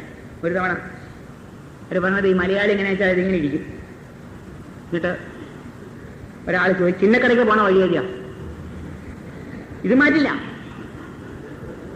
പിന്നെ കാട്ടാക്കടയ്ക്ക് പോണ വഴിയാ, ഇത്രയേ ഉള്ളൂ. ഇത് അനക്കില്ലാണ്. ആ മടി കൊണ്ട്, ഈ തണുപ്പും കൊണ്ട് ഇത് വീഴ്വച്ചിരിക്കുകയാണ്, ചായ കുടിച്ചിരിക്കുകയാണ്. ഇത്രയാണ് മടി. ഈ മടി ഭയങ്കരമാണ്. വിവേകാനന്ദ പോലും വന്നപ്പോ മടിയന്മാരെ കണ്ടിട്ട്, അയ്യോ, ഈ മലയാളി കണ്ടിട്ടാ പറഞ്ഞേ, ഫുട്ബോൾ കളിക്കൂ സഹോദരന്മാരെ, എന്തിനാ ഗീത വായിക്കണേന്ന്, മോക്ഷം കിട്ടാൻ. ആരാ പറഞ്ഞത്? ഒരു വലിയ ആധ്യാത്മിക യോഗിയാ പറഞ്ഞത്. ഫുട്ബോൾ കളിച്ചാൽ മതിയെന്ന ആക്ടിവിറ്റി, ഫിസിക്കൽ ആക്ടിവിറ്റി ഇല്ല. മടി കിട്ടക്കൂടാണ് തക്കല വരുന്നത്. ദുബായിൽ നിന്ന് പണം വരണ്ട്, അബുദാബിയിൽ നിന്ന് പണം വരണ്ട്, ഞാൻ വെറുതെ ഇരുന്നാ? ഇങ്ങനെയാണ് വിചാരം. ഈ മടിയാണ് നമ്മളെ തകർക്കുന്നത്. മടി കുലം കെടുത്തും, ശരീരവും കെടുത്തും. ആക്ടിവിറ്റി വേണം.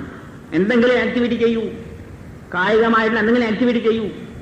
സൂര്യ നമസ്കാരം ചെയ്യൂ, ഉട്ടക് ബൈഠക് ചെയ്യൂ, വീട്ടിൽ നിന്നുകൊണ്ട് തന്നെ ജോഗിങ് ചെയ്യൂ.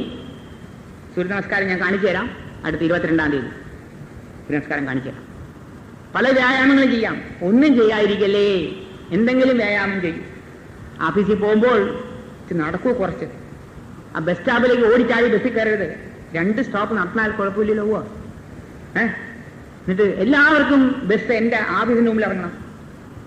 അല്ലെങ്കിൽ സഹായിക്കും, കണ്ടക്ടറെ സഹായിക്കും. ഞാൻ കണ്ടിട്ടുള്ളതാണ്. എന്തിനാ അവിടെ കൊണ്ടുവരുത്തി? അവിടെയല്ലേ നിർത്തേണ്ടത്? നടക്കില്ല, അത് മടിയാണേ. എല്ലാം ബസ് സ്റ്റോപ്പിൽ നിന്ന് അപ്പുറത്ത് ഇപ്പുറത്ത് നിർത്തി കഴിഞ്ഞാൽ ഭയങ്കര ദേഷ്യമാണ്. നടക്കാൻ വയ്യ. കുട്ടികളെ പോലും നമ്മൾ ഇന്ന് മടി പഠിപ്പിക്കുക. 10 പൈസയും 20 പൈസയും കൊടുത്തിട്ട് ബസ്സിൽ പൊക്കോ, നീ നടന്നു പോവില്ല. അപ്പൊ മടി കൂടി കൂടി കൂടി വരികയാണ്. ഇത് മാറ്റണം. ഇത് മാറ്റിയില്ലെങ്കിൽ നമുക്ക് ആരോഗ്യം നിലനിർത്താൻ സാധ്യമല്ല. വ്യായാമങ്ങൾ ചെയ്യണം. കളിയും ഇതൊക്കെ ഇനി ഇല്ല. കളി കാണുന്നവരേ ഉള്ളൂ, കളി കേൾക്കുന്നവരേ ഉള്ളൂ, കളിക്കുന്നവർ കുറവാണ്. ഇല്ലേ? നോക്കിയിട്ടുണ്ടോ? ടി വിയിലൊരു ക്രിക്കറ്റ് കളിയോ ഒരു വോളിബോളോ അല്ലെങ്കിൽ ഹോക്കിയോ കളി വന്നാൽ എല്ലാവരും അവിടെ ഇരിക്കേ. കോടിക്കണക്കിന് ആൾക്കാർ കളി കാണണ്ട്, കളിക്കുന്നില്ല. കളി കണ്ട് ഇരിക്കുക. കളി കണ്ടു കഴിഞ്ഞാൽ ആരോഗ്യം കിട്ടുമോ? കളി കേട്ട് കഴിഞ്ഞാൽ അതുകൊണ്ട്. ചിലർക്ക് മുമ്പ് ടി വി ഉണ്ടായിരുന്നില്ല. എനിക്ക് ഓർമ്മയുണ്ട്, ഞാൻ കോളേജിൽ മാഷായിരുന്നപ്പോൾ, കോയമ്പത്തൂർ എഞ്ചിനീയറിംഗ് കോളേജിൽ 5-6 കൊല്ലം പഠിപ്പിക്കാനുണ്ടായിരുന്നു. അവിടെ ഞാൻ തമാശ പറയായിരുന്നു, കളി കേട്ട് ചിരിക്കുന്നവരെ സമ്മതിക്കണം എന്ന് ഞാൻ പറഞ്ഞു. കളി കേട്ട് ഇങ്ങനെ അയാള് ഹട്ടെന്ന് പറഞ്ഞ ആള് 50 എന്താ പറയുക, ക്രിക്കറ്റിന് എന്താ പറയുക, 50 റൺസ് എടുത്തു, ഹായ്ന്ന് ചാടും. കളി കേട്ട് ചിരിക്കും. ഇതെന്തായി? കളിച്ച് രസിക്കാം. കണ്ടും രസിക്കണം, കേട്ട് രസിക്കണ പരിപാടി കുറെ അധികം തന്നെയാണ്, ടു മച്ച്. നമ്മൾ വ്യായാമങ്ങളിൽ ഏർപ്പെടണം. അല്പം നടക്കാൻ പഠിക്കൂ, കാലത്ത് വേണമെങ്കിൽ ഓടിക്കോളൂ, എവിടെ വേണമെങ്കിൽ ഓടാൻ പോകൂ, അല്ലെങ്കിൽ പാർക്ക് ഇട്ടെങ്കിൽ പാർക്കിൽ പോയി ഓടൂ. എന്തെങ്കിലും ഫിസിക്കൽ ആക്ടിവിറ്റി വേണം. വീട്ടിൽ തന്നെ എന്തെങ്കിലും ജോലി ചെയ്യൂ. എൻ്റെ വീട്ടിൽ ഞാൻ ശ്രീമതി പല ഗാഡ്ജറ്റ്സും വേണമെന്ന് പറയാൻ ഞാൻ പറഞ്ഞു, ഇനി തരില്ല, മതി, ഒരു മിക്സി ഉണ്ട്, അത് മതി. ഇനി മുണ്ട് നനയ്ക്കാൻ ഒരു യന്ത്രം, ഞാൻ പറഞ്ഞു വേണ്ട, ഇനി അത് നിൽക്കും, ഒന്നും അല്ലെങ്കിൽ ഇങ്ങനെ നിൽക്കേണ്ടി വരും, പിന്നെ കൊടുക്കാൻ നീ അനങ്ങാൻ വരെ നിൽക്കേണ്ടി വരും. തലമുടി ഈരാൻ യന്ത്രം, നീ തലമുടി തലമുടി ഉണക്കാനായിട്ട് വെച്ചിട്ട് ഇങ്ങനെ വെച്ചാൽ മറ്റേത് ആ കൈ കൊണ്ട് വിടുത്തി അത് ഉണക്കാണ് പതിവ്. അതുകൊണ്ട് വയ്യാന്ന് കൈ അനങ്ങണില്ല. ഒരു തവണ ഒരു സ്ത്രീ വന്ന് പറയണ്ടായി, നിങ്ങൾ പറഞ്ഞ ആ കുവളത്തിന്റെ ഇല അരച്ച് എന്റെ കൈ വേദനെടുത്തു അരച്ചട്ടെ അമ്മീമ്മ. ഇതുവരെ എന്താണ് ചെയ്യുന്നത്? മിക്സിയിൽ ഉണ്ടായിരുന്നില്ല, ഇതുവരെ എന്താ കണ്ണ് നാളികേര അരക്കാറില്ലേ ചോദിച്ചു. അതും പക്ഷെ കൂവള അരച്ചിട്ടില്ല, അപ്പൊ കൈ വേദനെടുത്തു. ഇതൊരു ഈ മനസ്സിന്റെ ഒരു കളിയാണിത്. വ്യായാമം ചെയ്ത് എന്തുണ്ടാവും അറിയാമോ? ശ്വാസകോശം വികസിക്കും, രോഗം ഉണ്ടാവില്ല. അതാണ് ആലോചിക്കേണ്ടത്. ശ്വാസകോശം വികസിക്കാനായിട്ട് ഏറ്റവും നല്ല ഉപാധിയാണ് വ്യായാമങ്ങൾ. ഇനി അഥവാ അത് ചെയ്യാനുള്ള സമയമില്ല എന്നുണ്ടെങ്കിൽ ഒരു ചെറിയ വിദ്യ പറഞ്ഞുതരാം. ഇന്ന് ഒരുപാട് യോഗാഭ്യാസം പഠിപ്പിക്കുന്ന ആൾക്കാർ ഇറങ്ങിയിട്ടുണ്ട്. കേരളത്തിലും പല ഭാഗത്തുണ്ട്. യോഗം എന്നുണ്ട്. യോഗാഭ്യാസവും ചില പ്രാണായാമങ്ങൾ, പല ജാതി പ്രാണായാമങ്ങളും പഠിപ്പിച്ചു.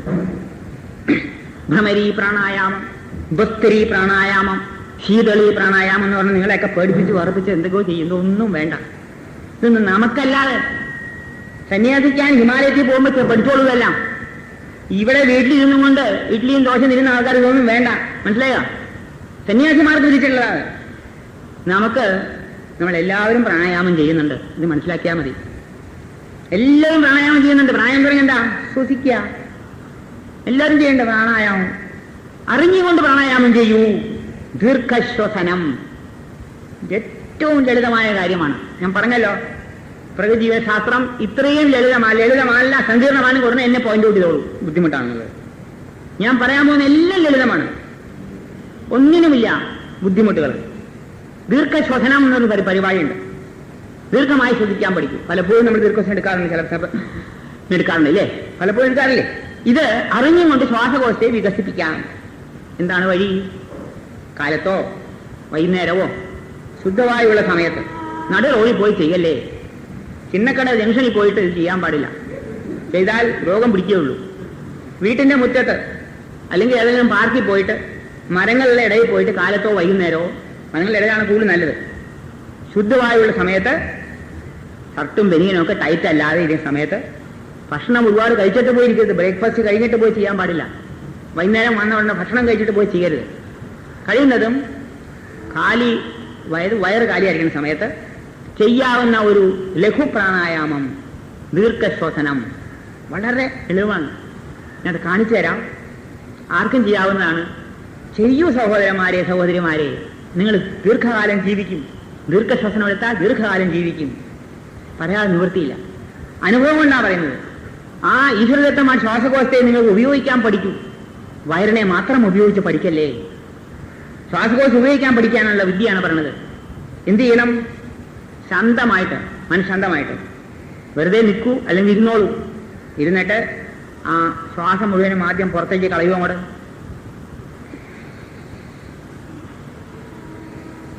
പതുക്കെ കളയൂ, വേഗം കളയരുത്.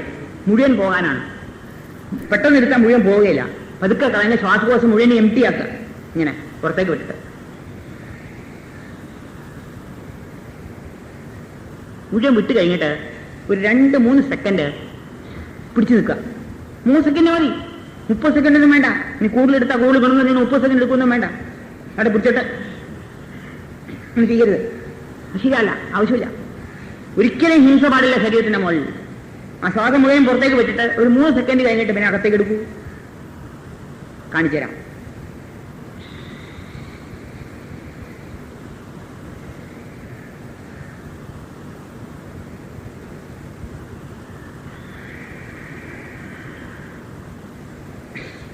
നിറയ്ക്കാൻ നോക്കാം. നമ്മുടെ ശ്വാസകോശമല്ലേ, നമുക്ക് തറയ്ക്കാൻ അധികാരമില്ലേ?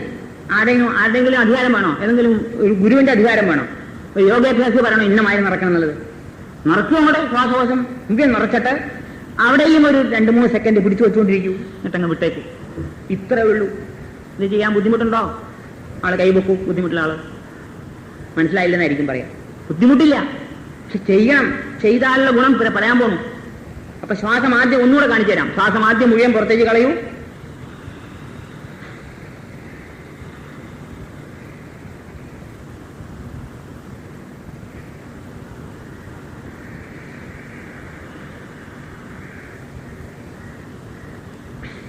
കൈ ഇങ്ങനെ എണ്ണൊന്നും വേണ്ട, മനസ്സിലെണ്ണിയാൽ മതി കേട്ടോ. നീ കൈ എടുത്ത് എണ്ണിയാൽ ശരിയാവുമെന്ന് വിചാരിക്കണ്ട. കൈ കാണിച്ചല്ലോ. ഇങ്ങനെ ഒരെണ്ണം ചെയ്യൂ. ഇതൊരെണ്ണം ചെയ്ത് കഴിഞ്ഞിട്ട് ഒരു 4-5 ശ്വാസം തനിയെ വിടൂ. പിന്നെ ആദ്യം ചെയ്യൂ. ഒന്നും കൂടി ചെയ്തോളൂ. ഇങ്ങോട്ട് 10 തവണ ദിവസവും കാലത്തും വൈകുന്നേരം ചെയ്താൽ ഇത്രയും സുഖം നിങ്ങൾ അനുഭവിച്ച് മനസ്സിലാക്കണം. ഇത് പുസ്തകത്തിൽ എഴുതിയിട്ട് കാര്യമില്ല, പ്രസംഗിച്ചിട്ടും കാര്യമില്ല. അനുഭവത്തിൽ കൂടെ മനസ്സിലാക്കൂ. ആ ശ്വാസകോശം വികസിക്കും. വെറും 33% എന്നുള്ളത് 40 45 50 60 70 80 90 100% വരെ ഉപയോഗിക്കാനുള്ള അധികാരം നിങ്ങൾക്കുണ്ട്. ആ അധികാരം ഉപയോഗിക്കൂ. ഈ ഒരു അധികാരം നമ്മുടെ കയ്യിലുള്ളൂ. ശ്വാസകോശം മുഴുവൻ ഉപയോഗിക്കാനുള്ള അധികാരം, പരമാധികാരം നമുക്കുണ്ട്. അത് മുഴുവൻ ഉപയോഗിക്കൂ. ഇത് കൂടി ആ ശ്വാസകോശം 100% ഫലപ്രദമാകുമ്പോൾ നിങ്ങൾക്ക് ഓരോ മിനിറ്റിലും ശ്വസിക്കേണ്ട ശ്വസനക്രിയയുടെ എണ്ണം കുറഞ്ഞു വരും. ഒരു ഡോക്ടറൊക്കെ പോയി ചോദിക്കൂ, എത്ര തവണ ശ്വസിക്കണം ഒരു മിനിറ്റിലെന്ന്? പറയും 15 അല്ലേ? 15 പറയാ. 15 തവണ ശ്വസിക്കണം എന്നാ പറയാ. ഈ 15 തവണ എന്നുള്ളത് ലോകത്തുള്ള ആരോഗ്യമില്ലാത്തവരുടെ ശരാശരിയാ. എല്ലാവരും 33 ശ്വസിക്കുള്ളൂ. അവർക്ക് 33% ഉപയോഗിക്കുന്നവർക്ക് 15 ഉപയോഗിക്കണം. നേരെ മറിച്ച് നിങ്ങൾ ഓരോ തവണയും ശ്വസിക്കുമ്പോൾ 100% ശ്വാസകോശം ഉപയോഗിച്ചു കഴിഞ്ഞാൽ നിങ്ങൾക്ക് 15 വേണ്ടല്ലോ. നിങ്ങളുടെ ശ്വാസോച്ഛ്വാസത്തിന്റെ എണ്ണം കുറഞ്ഞു വരും. ഒരു മിനിറ്റിൽ 15 എന്നുള്ളത് 14 ആവും. പെട്ടെന്ന് കുറയില്ല. ശ്വാസകോശം വികസിക്കാൻ ഒരുപാട് താമസം പിടിക്കും. 14 ആവും, 13 ആവും, 12 ആവും, 11 ആവും, 10 വരെ എത്താം, 9 എത്താം. അതിലും കുറയ്ക്കാൻ പറ്റും. കുഴപ്പമില്ല, 8 മതി. ചിലപ്പോൾ 8 വരെ ഒരുക്കാൻ പറ്റും. പേടിക്കരുത്. അയ്യോ ഡോക്ടർ പറഞ്ഞു 15 തവണ ശ്വസിക്കണം, ഇത് 8 ശ്വസിക്കണമല്ലോ, ഈ വർമാജി കാരണം ഞാൻ ആകപ്പാട് വിഷമായി. ഇല്ല, നിങ്ങൾ ആരോഗ്യത്തോട് പോവാണ്. നിങ്ങൾ 8 തവണ ശ്വസിക്കുന്ന പ്രവൃത്തി 15 തവണ ശ്വസിക്കുന്നതിന്റെ കാര്യം നേടിക്കഴിഞ്ഞു. പിന്നെന്തിനാ? 15 തവണ ശ്വസിച്ചാലേ നിങ്ങളുടെ ശരീരത്തിലുള്ളതായിട്ടുള്ള കാർബൺ ഡൈ ഓക്സൈഡ് മുഴുവനും പുറത്തു പോവുകയുള്ളൂ. 15 തവണ ശ്വസിച്ചാലേ നിങ്ങൾക്ക് വേണ്ട ഓക്സിജൻ മുഴുവൻ കിട്ടുകയുള്ളൂ. ഇത് 8 തവണ ശ്വസിച്ചത് കൊണ്ട് തന്നെ നിങ്ങൾക്ക് വേണ്ടതായിട്ട് ഓക്സിജൻ മുഴുവൻ കിട്ടിക്കഴിഞ്ഞു. കാർബൺ ഡൈ ഓക്സൈഡ് പോയി കഴിഞ്ഞാൽ 8 ശ്വസിച്ചാൽ പോരെ? ആലോചിക്കൂ. തിങ്ക്.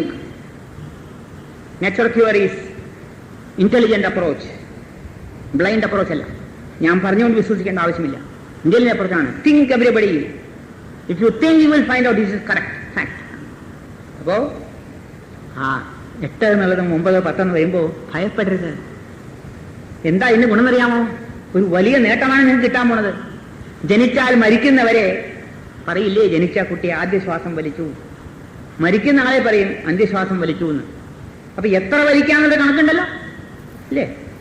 എത്ര കോടി ശ്വാസം വലിക്കാന്ന് കണക്കില്ലേ? ഇത് വേഗം തീർക്കണോ? ഓരോ മിനിറ്റിലും 15 തവണ വലിച്ചു കഴിഞ്ഞാൽ നിങ്ങൾ കുറെ കാലം ജീവിക്കും. ഓരോ മിനിറ്റിലും 15 പകരം 10 തവണയെ വലിച്ചെന്നുണ്ടെങ്കിൽ 5 ബോണസ് അല്ലേ? മനസ്സിലായില്ല പറഞ്ഞു പോവാ? കണക്ക് മനസ്സിലായോ? 5 ബോണസ് അല്ലേ? So you will live longer. അതാണ് ദീർഘശ്വസനം എടുത്തു കഴിഞ്ഞാൽ ദീർഘകാലം ജീവിക്കും എന്ന് പറയാൻ ആദ്യം പറഞ്ഞ സ്റ്റേറ്റ്മെന്റ്. നിങ്ങളുടെ ആയുസ് കൂട്ടിക്കിട്ടും. നിങ്ങൾക്ക് ഒരു കസേരയുണ്ട് ഇവിടെ, വന്നോളൂ. അവിടെ ഉണ്ട്, വിട്ടുന്നോളൂ. ഞങ്ങൾ പോണ്ട, തിക്കത്തേക്ക് പോണ്ട. ഇതൊക്കെ റെക്കോർഡ് ചെയ്യില്ലേ? സാരമില്ല. അപ്പോ ആയുസ് കൂട്ടിക്കിട്ടും. ഇത്രയും ഒരു ഉപകാരമുള്ളതായിട്ടുള്ള ദീർഘശ്വസനം ചെയ്യാൻ നിങ്ങൾ മടിക്കല്ലേ. സമയം കിട്ടുമ്പോൾ ചെയ്തോളൂ, കാലത്തോ വൈകുന്നേരമോ. ഒരു ദിവസം ചെയ്യാൻ പറ്റില്ലെങ്കിൽ ചെയ്യണ്ട. നിങ്ങൾ ശ്വാസകോശത്തെ മുഴുവനും ഉപയോഗിക്കാൻ ശ്രമിക്കൂ. ശ്വാസകോശം വികസിക്കുമ്പോൾ നിങ്ങളുടെ വക്ഷസ്സും വികസിക്കും. ഇന്നത്തെ മനുഷ്യന്റെ ശരീരസ്ഥിതി തന്നെ മഹാമോശമാണ്. വക്ഷസ് മുഴുവനും കുഴുങ്ങി ഇവിടെ ഇങ്ങനെ വികസിച്ച എല്ലാവർക്കും ഇവിടെ ഭയങ്കര വികാസമാണ്. ഇവിടെ ഇങ്ങനെ ചുരുങ്ങിയിരിക്കും, ഇങ്ങനെയിരിക്കും എല്ലാവരും. അത് മാറിയിട്ട് വീണ്ടും വിശാല വക്ഷസ്, ഒതുങ്ങിയ അരക്കെട്ട്. ഇതല്ലേ മനുഷ്യശരീരം. ഞാൻ ലോകത്ത് പലയിടത്തും സഞ്ചരിച്ചിട്ടുണ്ട്. ഏതൻസിൽ പോയിട്ടുണ്ട്, റോമിൽ പോയിട്ടുണ്ട്. അവിടെയും പഴയ ചിത്രങ്ങളും മനുഷ്യന്റെ സ്വരൂപങ്ങളെയും കണ്ടിട്ടുണ്ട്. നമ്മുടെ നാട്ടിലെ അമ്പലങ്ങളിൽ പോയി കഴിഞ്ഞാൽ, മധുരയിലും മീനാക്ഷിലും പോയി കഴിഞ്ഞാൽ മനുഷ്യ ശരീരത്തെ പറ്റി കൊത്തിവെച്ചിട്ടുണ്ട്. അവിടെ ഒന്നും മനുഷ്യ ശരീരം എന്ന് പറഞ്ഞാൽ ഇവിടെ ഒതുങ്ങി ഇത്രയും കുടവയറന്മാരൊന്നുമല്ല, ഏതൻസിലുമല്ല, റോമിലുമല്ല. അപ്പൊ തീർച്ചയായല്ലേ ശരീരഘടന എന്ന് പറഞ്ഞാൽ വിശാല വക്ഷസ്, ഒതുങ്ങിയ അരക്കെട്ട്. ഈ ദീർഘശ്വസനം കൊണ്ട് നിങ്ങൾ ഇവിടെ വികസിക്കുമ്പോൾ ഓട്ടോമാറ്റിക്കായിട്ട് നിങ്ങളുടെ ശരീരത്തിന്റെ ഭംഗിയും കൂടും. ശരീരത്തിനൊരു ബ്യൂട്ടി ഉണ്ട്. ആ ബ്യൂട്ടി മനസ്സിലാക്കണം. വെറും സിലിണ്ടർ, ഇന്ന് എല്ലാ സിലിണ്ടർ ഒന്നിലോ സിലിണ്ടർ അല്ലെങ്കിൽ ഉപ്പാങ്ങ ഭരണി. സിലിണ്ടർ മനസ്സിലായില്ലേ? ചെണ്ടയില്ല, അത് മാറി ഇവിടെ നിങ്ങേറ്റം ഒരു സിലിണ്ടർ അത്, അല്ലെങ്കിൽ ഉപ്മാങ്ങ ഭരണി, തിരിച്ചിട്ട ഉപ്മാങ്ങ ഭരണി. ഉപ്മാങ്ങ ഭരണി ഇപ്പൊ കണ്ടല്ലേ, ആർക്കും അറിയില്ലെന്ന് തോന്നില്ല. ഇത് ശരിയല്ല. ആ ശരീരത്തിന് ഇങ്ങനെ ഒരു പ്രത്യേക ഷേപ്പ് വരണം. അതാണ് ശരീരം, അതിനാണ് ഭംഗി. ആ കുട്ടികളുടെ മറ്റേ ചില ശരീരം കണ്ടിട്ടുണ്ടോ? അത് കണ്ടു കഴിഞ്ഞാൽ നല്ല രസമാണ് കാണാനായിട്ട്. കുട്ടി എല്ലാവർക്കും അതെ ഭംഗിയുണ്ട്. ഭംഗി വേണമെങ്കിൽ, ശരീരത്തിന് അഴക് വേണമെങ്കിൽ ശരീരത്തിന്റെ ഷേപ്പ് ശരിയാവണം. ഇത് പ്രകൃതി ചികിത്സ കൊണ്ട് മാറ്റാൻ സാധ്യമാണ്. പ്രകൃതി ചികിത്സ കൊണ്ട്, വായു ഉപാസന കൊണ്ട് ഒരുപാട് നേട്ടങ്ങളുണ്ട് എന്നുള്ളത് മനസ്സിലാക്കൂ. അതുകൊണ്ടാണ് വായുവിന്റെ കാര്യത്തിൽ ശ്രദ്ധിക്കൂ സഹോദരന്മാരെ. കൂടുതൽ ആരോഗ്യത്തോടും ജീവിക്കൂ. നിങ്ങൾക്ക് ഇങ്ങനെ ശ്വാസോച്ഛ്വാസം മുഴുവനും യൂസ് കഴിഞ്ഞാൽ നിങ്ങൾക്ക് ആസ്മ വരികയില്ല. ആസ്മ വരാൻ കാരണം എന്താ? വെറും 30% ഉപയോഗിക്കുന്നുള്ളൂ, ബാക്കിയെല്ലാം കഫം കൊണ്ട് നിറഞ്ഞിരിക്കുക. അപ്പൊ നേരത്തെ തന്നെ നല്ലോണം ശ്വാസോച്ഛ്വാസം കൊണ്ട് നമ്മുടെ ശ്വാസകോശം വികസിച്ചു കഴിഞ്ഞാൽ ഒരു പക്ഷേ കഫം നിറഞ്ഞാലും ആസ്മ വരില്ല, കഫം അധികമായാലും ആസ്മ വരില്ലാന്ന്. ബാക്കി സ്ഥലം മുഴുവൻ കഫം കൊണ്ട് നിറയുന്നതിന് പകരം ബാക്കി സ്ഥലങ്ങളും നമ്മൾ വികസിപ്പിച്ചെടുത്തു കഴിഞ്ഞാൽ ഒരു പക്ഷേ കഫത്തിന് കുറെ സ്ഥാനമുണ്ട്, പക്ഷെ ആസ്മ വരാനുള്ള കഫം ഉണ്ടാവില്ല എന്ന്.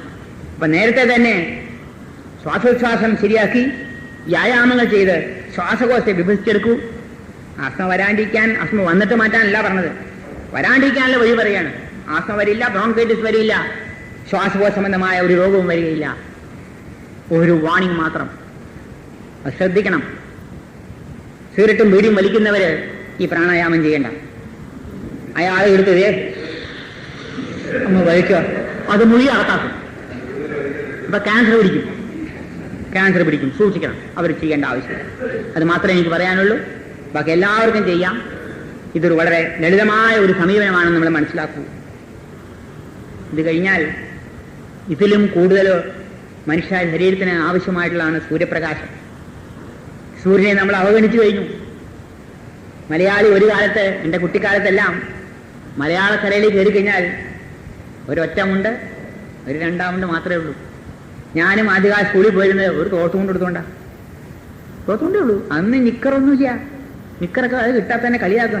എന്തെന്നാ പാപ്പാസ് ഇട്ടുണ്ടെന്ന് പറയും. ഒരു മുണ്ട് എടുത്തോണ്ട് പോകും, തോർത്തുകൊണ്ടൊന്നുമില്ല. അന്ന് എൻ്റെ അമ്മാവൻ തന്നെ എറണാകുളത്ത് നിന്ന് ഇവിടം വരെ തിരുവനന്തപുരത്തെ ജോലിക്ക് അങ്ങനെ ഒരു മുണ്ടെടുത്തോണ്ടാ പോവുക. ഷർട്ടില്ല, ബനിയനില്ല, കോട്ടില്ല, ഒന്നുമില്ല. ഇന്ന് അതുകൊണ്ട് നിറയും. ശരീരത്തിൽ സൂര്യപ്രകാശം കൊള്ളാത്തൊരു ജനതയായി മാറി. വാസിൽ കേരളത്തിന്റെ ക്ലൈമറ്റിന് ഇത്രയും ഡ്രസ്സ് ആവശ്യമില്ല നമുക്ക്. കോട്ടൺ പോയി, ഇപ്പൊ പോളിസ്റ്റീരിയനായി, പ്ലാസ്റ്റിക്കും കൂടി ആയിക്കഴിഞ്ഞു. ശരീരം മുഴുവനും കവർ ചെയ്ത് മൂടി പുതച്ച്, പിള്ളേരം പോലെ മൂടി പുതച്ച് ഇങ്ങനെ കെട്ടിയിട്ട് ടൈയും കെട്ടി ഇവിടെ ഒരു വാലും വെച്ച് അനങ്ങാൻ വയ്യാതെ. എന്തൊരു അനുകരണമാണെന്ന് നോക്കൂ. ഇത്ര ആവശ്യമില്ല. അപ്പൊ ശരീരത്തെ സൂര്യപ്രകാശം കൊള്ളുന്ന പരിപാടിയിൽ നിന്ന് നിന്നു. ജീവിത രീതി ആകെപ്പാടെ മാറി. പണ്ടാണെങ്കിൽ അമ്പലത്തിൽ പോകുമ്പോൾ ഒരു ഒറ്റ മുണ്ടെടുത്താണ് അമ്പലത്തിൽ പോവുക. ഇനി ഷർട്ടിട്ട് അമ്പലത്തിൽ പോയിട്ട് അവിടെ ചെല്ലുമ്പോൾ നിവൃത്തിയില്ലാതെ ഷർട്ട് ഊരുക, അല്ലെങ്കിൽ ഊരില്ല. ഏത് ഷർട്ട് ഉടമസ്ഥ പറഞ്ഞ് ഷർട്ടകത്ത് കയറാൻ പാടില്ല, അതുകൊണ്ട് കയറുകയാണ്. അല്ലെങ്കിൽ കയറിയാണ് ഷർട്ടിട്ട് കയറി കാട്ടും. അമ്പലത്തിൽ പോയപ്പോൾ അവിടെ എഴുതി വെച്ചേക്കണം, ഈ അമ്പലത്തിൽ മാത്രം ഷർട്ടിട്ടകത്ത് കയറാം.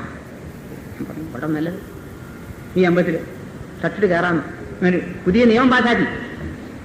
ഷർട്ടും ബനിയനുമാണ് നമ്മുടെ ശരീരത്തിൽ സൂര്യപ്രകാശം കൊള്ളാതിരിക്കാനുള്ള തടസ്സം. അപ്പോൾ സൂര്യപ്രകാശം എന്താ? പ്രത്യക്ഷ ദൈവമാണ് സൂര്യപ്രകാശം. മിത്രൻ എന്നാ പേര്, കൂട്ടുകാരനാണ്, ഉപദ്രവിക്കില്ല ആരെയും. മിത്രൻ എന്നാ പേര് സൂര്യന്. അമരകോശത്തിൽ ആദ്യം പറയുന്ന വാക്ക് മിത്രൻ എന്നാണ്. പിന്നെയുള്ളൂ ഭാസ്കരൻ, രവി എന്നൊക്കെ വരുന്നുള്ളൂ. ആ മിത്രൻ പറഞ്ഞാൽ കൂട്ടുകാരനാണ്. ഉപദ്രവിക്കുവോ സൂര്യൻ? ഇല്ല. ആ സൂര്യപ്രകാശം കൊണ്ട് നമുക്ക് എന്തെല്ലാം നേട്ടമാണെന്നറിയാമോ? ഏറ്റവും പ്രധാനമായ അന്നമാണ് സൂര്യപ്രകാശം. വായു കഴിഞ്ഞാൽ അന്നം എന്ന് പറഞ്ഞാൽ മതി. അയ്യോ, ഇത് വായു കൂടെ നമ്മൾ വായു കൂടെ കഴിയുന്നത്. അന്നം എന്ന് പറഞ്ഞാൽ എന്താ? ഈ ശരീരം സ്വീകരിക്കുന്ന വസ്തുക്കളെല്ലാം അന്നമാണ്. വായു സ്വീകരിക്കേണ്ടത് വായുവും അന്നമാണ്. സൂര്യപ്രകാശം സ്വീകരിക്കേണ്ടത് അതും അന്നമാണ്. അന്നം എന്ന് പറഞ്ഞാൽ വെറും ചോറ് മാത്രമല്ല. മലയാളിക്ക് അന്നം എന്ന് പറഞ്ഞാൽ ചോറ് മാത്രമേ ഉള്ളൂ. ചപ്പാത്തി പോലും അന്നമല്ല, പുട്ടും അന്നമല്ല, അറിയോ? കഞ്ഞി അന്നമല്ല, ചോറ് മാത്രമേ അന്നമുള്ളൂ അല്ലേ? തെറ്റിദ്ധാരണയാണ്. നമ്മളെങ്കിലേ ഒരുപാട് കൺഫ്യൂഷൻ ഉണ്ട് തലയിൽ. എന്തൊക്കെയോ തലയിൽ കയറിയിട്ടുണ്ട്. അത് മാറുകയില്ല, പറഞ്ഞാൽ തലയിൽ കയറുകയില്ല. ഒരിക്കൽ മലയാളിയെ പറ്റി പറയേണ്ടത്, മലയാളിക്ക് സംശയങ്ങൾ ഏറ്റവും കൂടുതലാണ്. അത് മാറ്റാൻ സാധ്യമല്ല എന്ന്. പരശുരാമ ശാപമാകനുണ്ട്. പിന്നെ കഥ പിന്നെ പറയാം. ആ കഥയുണ്ട്.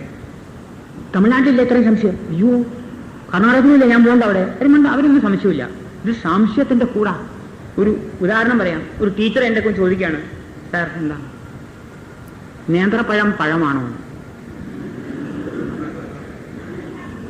എന്ത് ചെയ്യും ഞാൻ എന്ത് ചെയ്യും? ഞാൻ ചോദിച്ചു, നിങ്ങൾ ടീച്ചറല്ലേ? അതെ. നിങ്ങൾ എന്താ പറഞ്ഞത്? നേന്ത്രപ്പഴം, അത് പഴമാണോ? അയ്യോ, അപ്പൊ സംശയത്തിന്റെ ആലോചിച്ചു എവിടെയാണ് എവിടം വരെ പോയി എന്നുള്ളത് ഒന്നും ആലോചിക്കണില്ല എന്നർത്ഥം.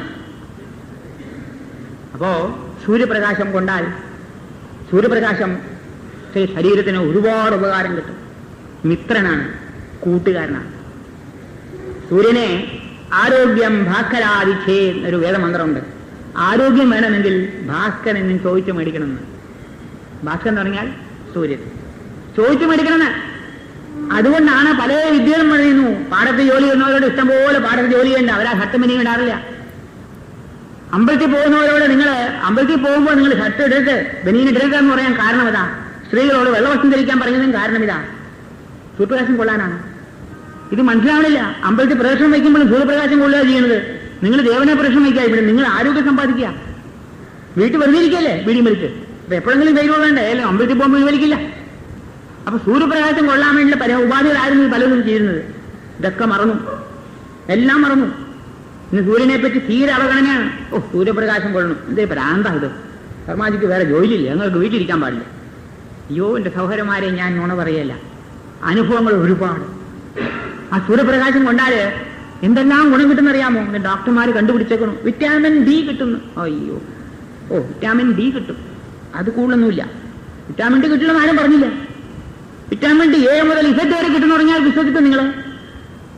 എ മുതൽ ഇസഡ് വരെയുള്ള വിറ്റാമിനാണ് കിട്ടാൻ പോകുന്നത്. ഹൃദ്രോഗമുള്ള ഒരാള് 5 ഇനം കൊണ്ട് നരകം അനുഭവിക്കുമ്പോൾ.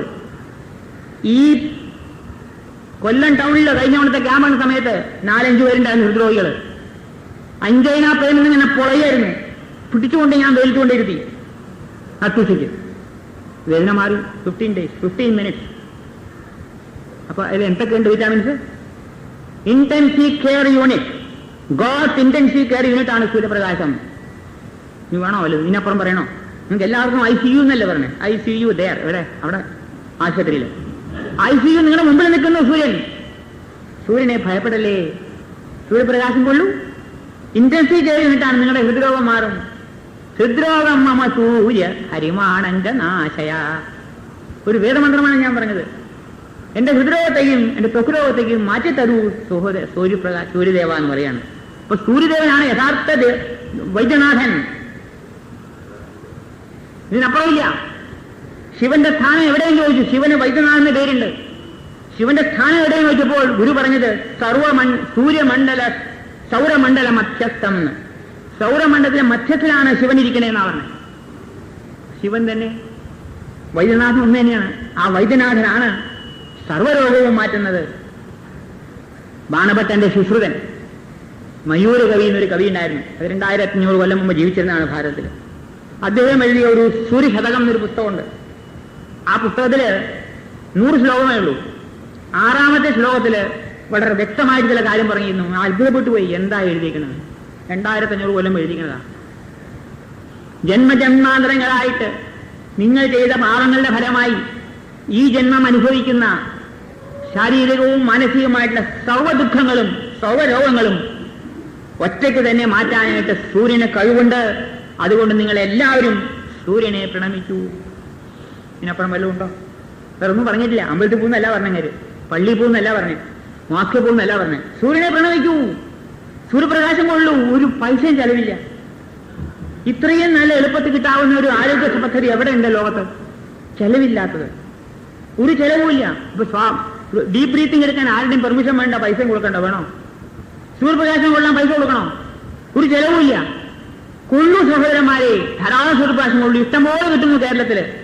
ഉടൻ ചോദിക്കും മലയാളി, സംശയം എന്താ അറിയാമോ? മഴക്കാലത്ത് എന്ത് ചെയ്യുന്നു ചോദിക്കാറുണ്ട് മലയാളി. വേറെ ചോദിക്കില്ല. മഴയത്ത് ആർക്കുമില്ലല്ലോ എന്ന് ചോദിക്കുന്നത്. മഴയത്ത് ആർക്കുമില്ല സൂര്യപ്രകാശം നമ്മൾ കൊള്ളണ്ട. മഴക്കാലത്ത് എന്ത് ചെയ്യുന്നു ചോദിക്കുന്ന ചോദ്യം ശരിയാണോ? എന്നെ കൊണ്ട് പറയിക്കുക ഓരോന്ന്. അതായത് ഇത് കൊള്ളാതിരിക്കാൻ വേണ്ടി പറയാണ്. ഇത് കൊള്ളാണ്ട്, ഇത്രയും ബുദ്ധിമുട്ടല്ലേ, അതിനുവേണ്ടിയാണ്. തർക്കുത്തരമാണ് ഇത്. ഒരു ചോദ്യം ചോദിച്ചാൽ 100, ഒരു ചോദ്യം ചോദിച്ചാൽ വേറെ ചോദ്യം ചോദിച്ചാൽ നമ്മളെ മുടക്കുന്ന മാതിരിയാണ് മനുഷ്യഭാവം. ഈ കോട്ടയത്തുകാരെ പറ്റി പറയുന്നുണ്ട്. കോട്ടയത്തുകാർ ഉണ്ടെങ്കിൽ ക്ഷമിക്കണം കേട്ടോ. കോട്ടയത്തുകാർ ഒരു ചോദ്യം ചോദിച്ചാൽ അവർ ഉത്തരം വേറെ ചോദ്യമാണ്. കേട്ടിട്ടുണ്ട്. കോട്ടയത്തുകാർക്ക് മാത്രം ഉദ്ദേശിച്ചത് എനിക്കറിയില്ല, ഞാൻ തമാശ ഞാൻ കേട്ടിട്ടുണ്ട്. ഒരു ചോദ്യം ചോദിച്ചാൽ മറു ചോദ്യമാണ് ചോദിക്കുക, ഉത്തരം പറയില്ല. അതേമായി അറിഞ്ഞുകൂടാത്തല്ല, അങ്ങനെയാണ് സ്വഭാവം. സാരമില്ല, കുഴപ്പമില്ല, അത് നമ്മുടെ പ്രത്യേകത. സന്തോഷിക്കാനുള്ളൂ, ചിരിക്കാനുള്ളൂ, കുഴപ്പമില്ല, അത് ദേഷ്യപ്പെടണ്ട. ഇപ്പോ നമ്മുടെ സൂര്യപ്രകാശം കൊള്ളാൻ എന്താ വഴി? കാലത്തോ വൈകുന്നേരമോ പേപ്പർ വായിക്കുമ്പോൾ ആ കസേര എടുത്ത് പുറത്തിട്ട് ആ വെയിലത്ത് നിന്ന് വായിച്ചോളൂ. ഇളം വെയിലും മതി, പോക്ക് വെയിലും മതി. നട്ടുച്ചയ്ക്ക് കൊള്ളേണ്ട ആവശ്യമില്ല. ഇളം വെയിൽ അല്ലെങ്കിൽ പോക്ക് വെയിൽ. ഇളം വെയിൽ കൊണ്ടാൽ ഇളവനും കളവനാകും. തെറ്റിദ്ധാരണയാണ്. അതിന് വ്യാഖ്യാനിക്കണമെന്നറിയാമോ? ഇളവൻ കളവനായി തീരും, അതുകൊണ്ട് കൊള്ളണ്ടാണ്. അല്ല, ഈ ഇളവൻ ഒരു പക്ഷേ കളവനായിട്ടേ മരിക്കുള്ളൂ, അതാണ് അർത്ഥം. ഈ ഇളവനെ കളവനായിട്ട് മരിക്കുള്ളൂ, ഇതാണ് ഉദ്ദേശിക്കുന്നത്. ഇത് മനസ്സിലാവില്ല. ഇത് പേടിക്കട്ടെ, അയ്യോ ഞാൻ കളവനാവില്ല, ഞാൻ കളവിയാവില്ല, ഞാൻ കൊള്ളില്ല. പോണ വെയിൽ കൊണ്ടാ പൊന്നുപോലെയാവും. കറുത്ത ഒരാൾ പോയിട്ട് ആ വൈകുന്നേരം സൂര്യ കൊണ്ടാ പൊന്നുപോലെയാവും. അതല്ല അർത്ഥം. ആരോഗ്യം പൊന്നുപോലെ വിലപിടിച്ചായിത്തീരുന്നതാണ് അർത്ഥം. പടംചൊല്ലില്ല പതിരില്ല. അർത്ഥം മനസ്സിലാക്കാൻ ശ്രമിക്കും. ആരും വ്യാഖ്യാനിച്ചിട്ടില്ല ഇതല്ല. അങ്ങനെ ഞാനിത് ആലോചിച്ച് വ്യാഖ്യാനിച്ചെടുത്തതാ. ആരോഗ്യം പൊന്നുപോലെ വിലപിടിച്ചതായിത്തീരും. സൂര്യപ്രകാശം ധാരാളം കൊള്ളൂ സഹോദരന്മാരെ, ആരോഗ്യം സമ്പാദിച്ചെടുക്കും. സൂര്യപ്രകാശം കൊള്ളുന്ന വീടുകളിൽ കിടക്കൂ. പറഞ്ഞില്ലേ, അതാ നെടുമുറ്റത്തിന്റെ കാര്യം ഞാൻ പറഞ്ഞു. ആ നെടുമുറ്റമുള്ള വീടുകളിൽ എല്ലാ മുറികളിലും വെളിച്ചം വരും.